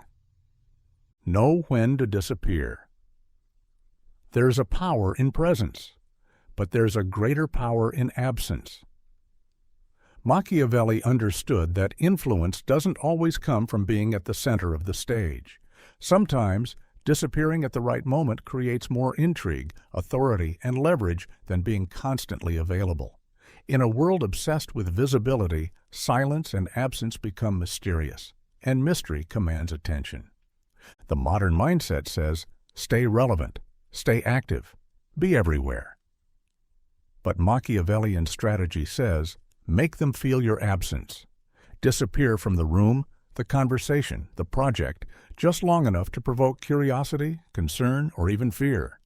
The power isn't in the vanishing. It's in the space you leave behind. When you're always available, people take you for granted. Your voice becomes background noise. But the moment you step back, without explanation, people notice. They wonder why. They fill in the blanks. And that's when your influence multiplies, because now you live in their imagination. Are you watching, planning, waiting? The uncertainty keeps you powerful. This is especially effective in personal dynamics. If you're in conflict, or if someone disrespects your role, disappear. Not in anger, not with drama, just with distance. Quietly. Let them feel the shift. Let the silence speak. Often people don't appreciate your value until it's removed. Your absence becomes your advocate. Machiavelli wrote that princes must occasionally step back to let the people see the consequences of their own actions. This applies in business, in relationships, and in leadership. When you always solve the problem, people become dependent. When you disappear during key moments, they realize how much you held together. That realization creates loyalty or regret. Both are useful. But disappearing isn't just retreat, it's strategy. It's the art of resetting the board without flipping it over. When things become too heated, too political, or too predictable, pulling back gives you space to observe, regroup, and plan your next move. Others rush in to fill the gap, often exposing themselves. While they scramble, you watch. While they speak, you gather.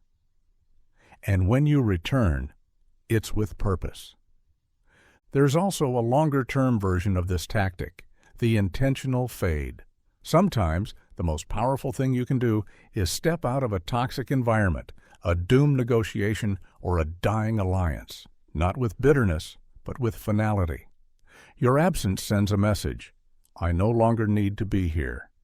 That kind of quiet exit often leaves a louder impact than any argument or declaration. Know this: attention is not power. Selective attention is. Constant presence erodes influence, but calculated disappearance increases it. The trick is timing. Disappear not in weakness, but in strength, not out of frustration, but out of control. You leave, not because you're pushed out, but because you chose to vanish.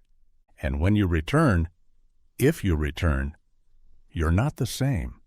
You're elevated, you're remembered, you're needed. In silent influence, absence isn't distance, it's design. Leave others guessing if they ever crossed you. Machiavelli understood the power of silence, especially when used strategically. When someone wrongs you, the natural reaction is often direct confrontation. But to the politically minded, retaliation is not always the smartest play. In fact, one of the most effective ways to maintain control and psychological superiority is to leave them wondering. Did they cross a line? Did you notice? Are you plotting revenge, or have you truly let it go? That uncertainty is corrosive. It breeds anxiety, and when people are anxious around you, they become cautious. And in Machiavellian thinking, caution is a form of submission. When someone is sure they've wronged you and you retaliate immediately, they understand the boundaries. But if they sense they might have offended or undermined you and receive no clear reaction, they are thrown into psychological limbo. They begin to second-guess their actions. They reanalyze conversations. They watch your behavior for subtle clues. This puts them in a weakened mental state, constantly trying to predict your next move. This tactic also helps you control the tempo of your response. If you choose to act later, when the stakes are higher or when your influence is greater, your retaliation lands harder. And by then, the target is completely unprepared. They thought they got away with it. They relaxed. And that's when you strike. But more often than not, you won't even need to strike. The fear of having offended you and not knowing what you're going to do is punishment enough. It causes people to overcorrect. They apologize unnecessarily. They become overly kind. They try to rebuild trust even if you never outwardly accused them of anything. That's how you extract power from a situation without ever lifting a finger. Another advantage to this strategy is that it maintains your outward composure. You don't appear reactive or emotional. You look calm, controlled, and that unnerves people even more. Because in high-stakes environments, it's not the loud ones you fear. It's the quiet ones. The ones who smile when they're crossed. The ones you can't read.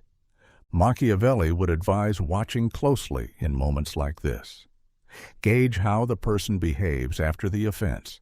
Are they defensive, overly warm, acting strangely? Their behavior will reveal more about their guilt and insecurities than any confession.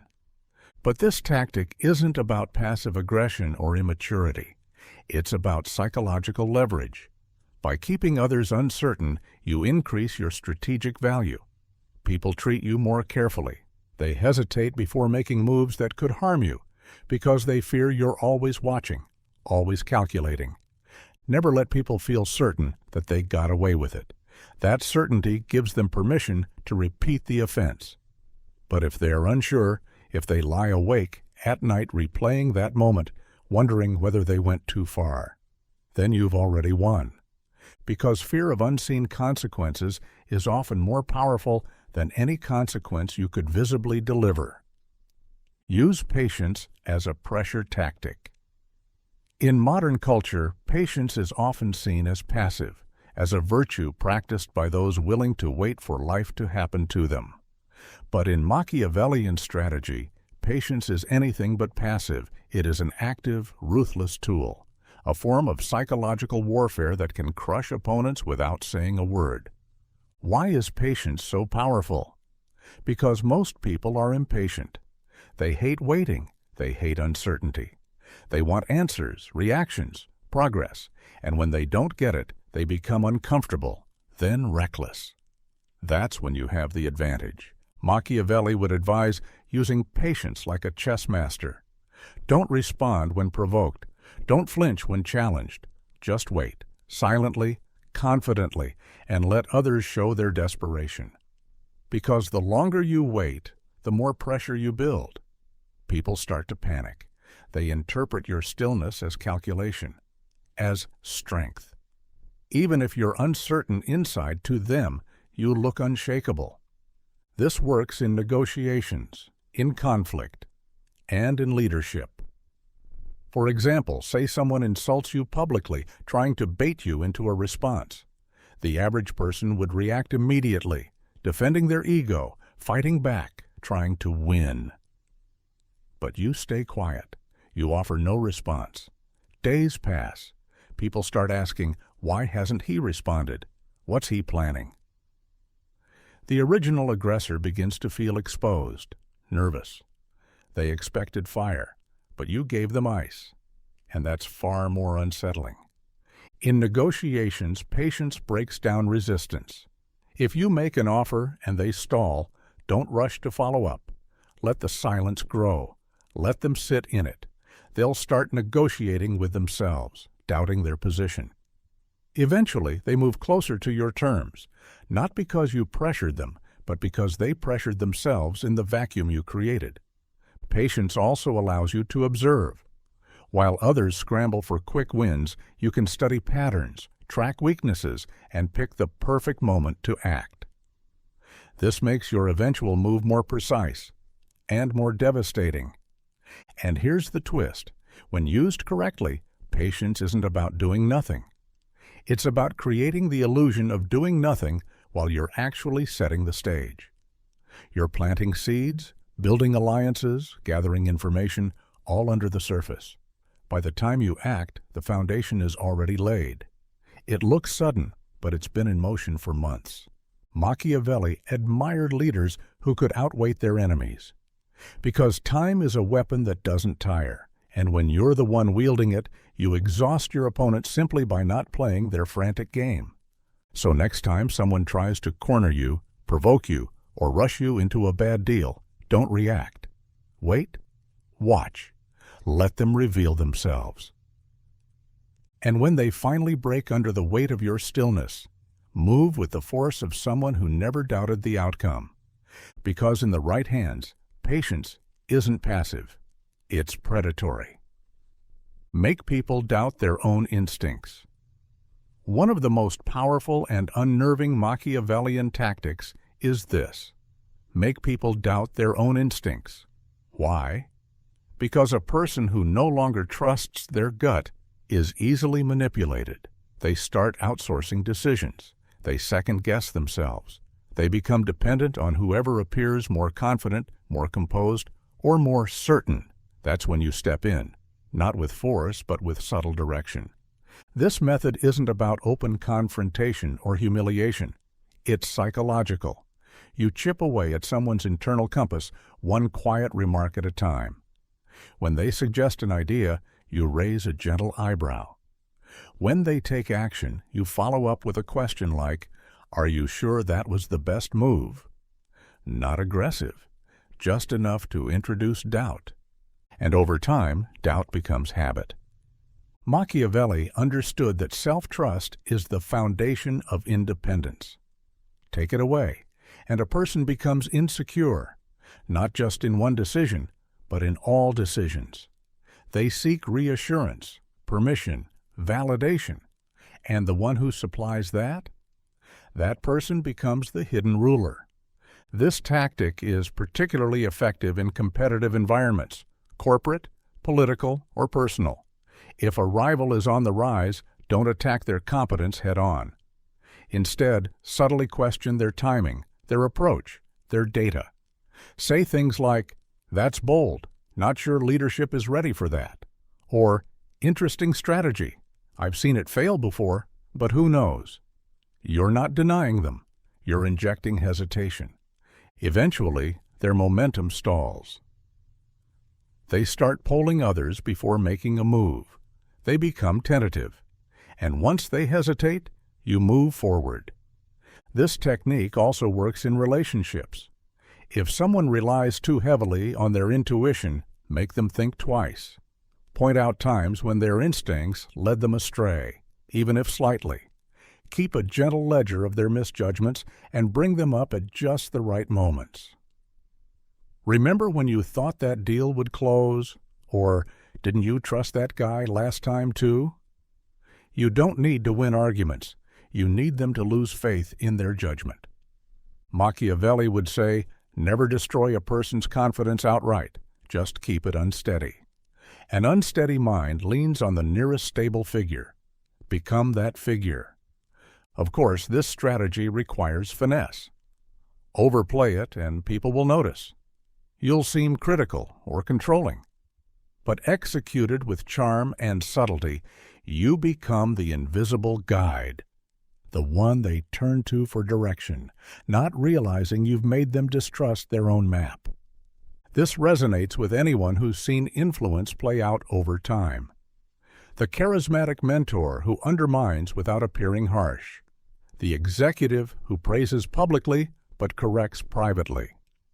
The spouse who gently reframes memories until you question what really happened. When someone doubts themselves, they become predictable. And predictability in the hands of a strategist is gold, because now you don't have to control what they do. You just control how they feel about doing it. Offer protection only when it costs you nothing. One of Machiavelli's coldest but most effective principles is this: offer protection only when it costs you nothing. At first glance, it sounds heartless, but in the cold calculus of influence, it's about resource management and image control. Protection is a powerful currency, but like all currency, it loses value if spent carelessly. People will always seek security, emotional, financial, professional, and they will look to those who seem capable of offering it. That puts you in a position of power. But Machiavelli warns, don't be too generous. Don't protect out of pity or guilt. Only step in when the cost is low, and the reward, even if subtle, is worth it. This means choosing your moments wisely. If someone is facing ruin and helping them would drag you down, walk away. If protecting them costs you money, credibility, or leverage, decline. But if offering a lifeline makes you look noble, earns loyalty, or strengthens your reputation, and it costs you nothing meaningful, do it. The key is in the perception. You want others to see you as generous, even heroic, without ever bleeding for it. Help people when it's easy for you, but significant for them. That disparity is where real influence is born. For example, let's say a colleague is about to be reprimanded over something minor. You could speak up and defend them. It's no risk to you. Your standing is solid. But to them, it's everything. They'll remember that moment. They'll owe you, and they'll defend you when the time comes. Or consider someone panicking over a financial error that you can fix in a phone call. Don't do it instantly. Let them sweat a little. Then fix it as a favor. Now you're not just helpful. You're indispensable. Machiavelli's tactic is about turning small gestures into massive leverage. People equate effort with value. If something feels hard for them, they assume it must have been hard for you too. Use that illusion to your advantage. And there's another layer. By offering protection selectively, you raise its perceived worth. If you help everyone, your influence dilutes. But if you help rarely, and only those who prove themselves useful, people will compete for your favor. Your protection becomes a privilege, not a right. This also shields you from exploitation. In every circle there are those who mistake kindness for weakness. Machiavelli would say, Let them beg, let them explain, then decide if their survival benefits you. If it doesn't, walk away without guilt. You're not cruel, you're strategic. Those who are older, experienced, and have dealt with takers, whether in business, family, or social circles, understand this deeply. You've seen what happens when you give too much, too often, and you've seen how people respect you more when you're discerning. Offer protection when it builds your power, never when it drains it. That's not selfishness. That's sustainability.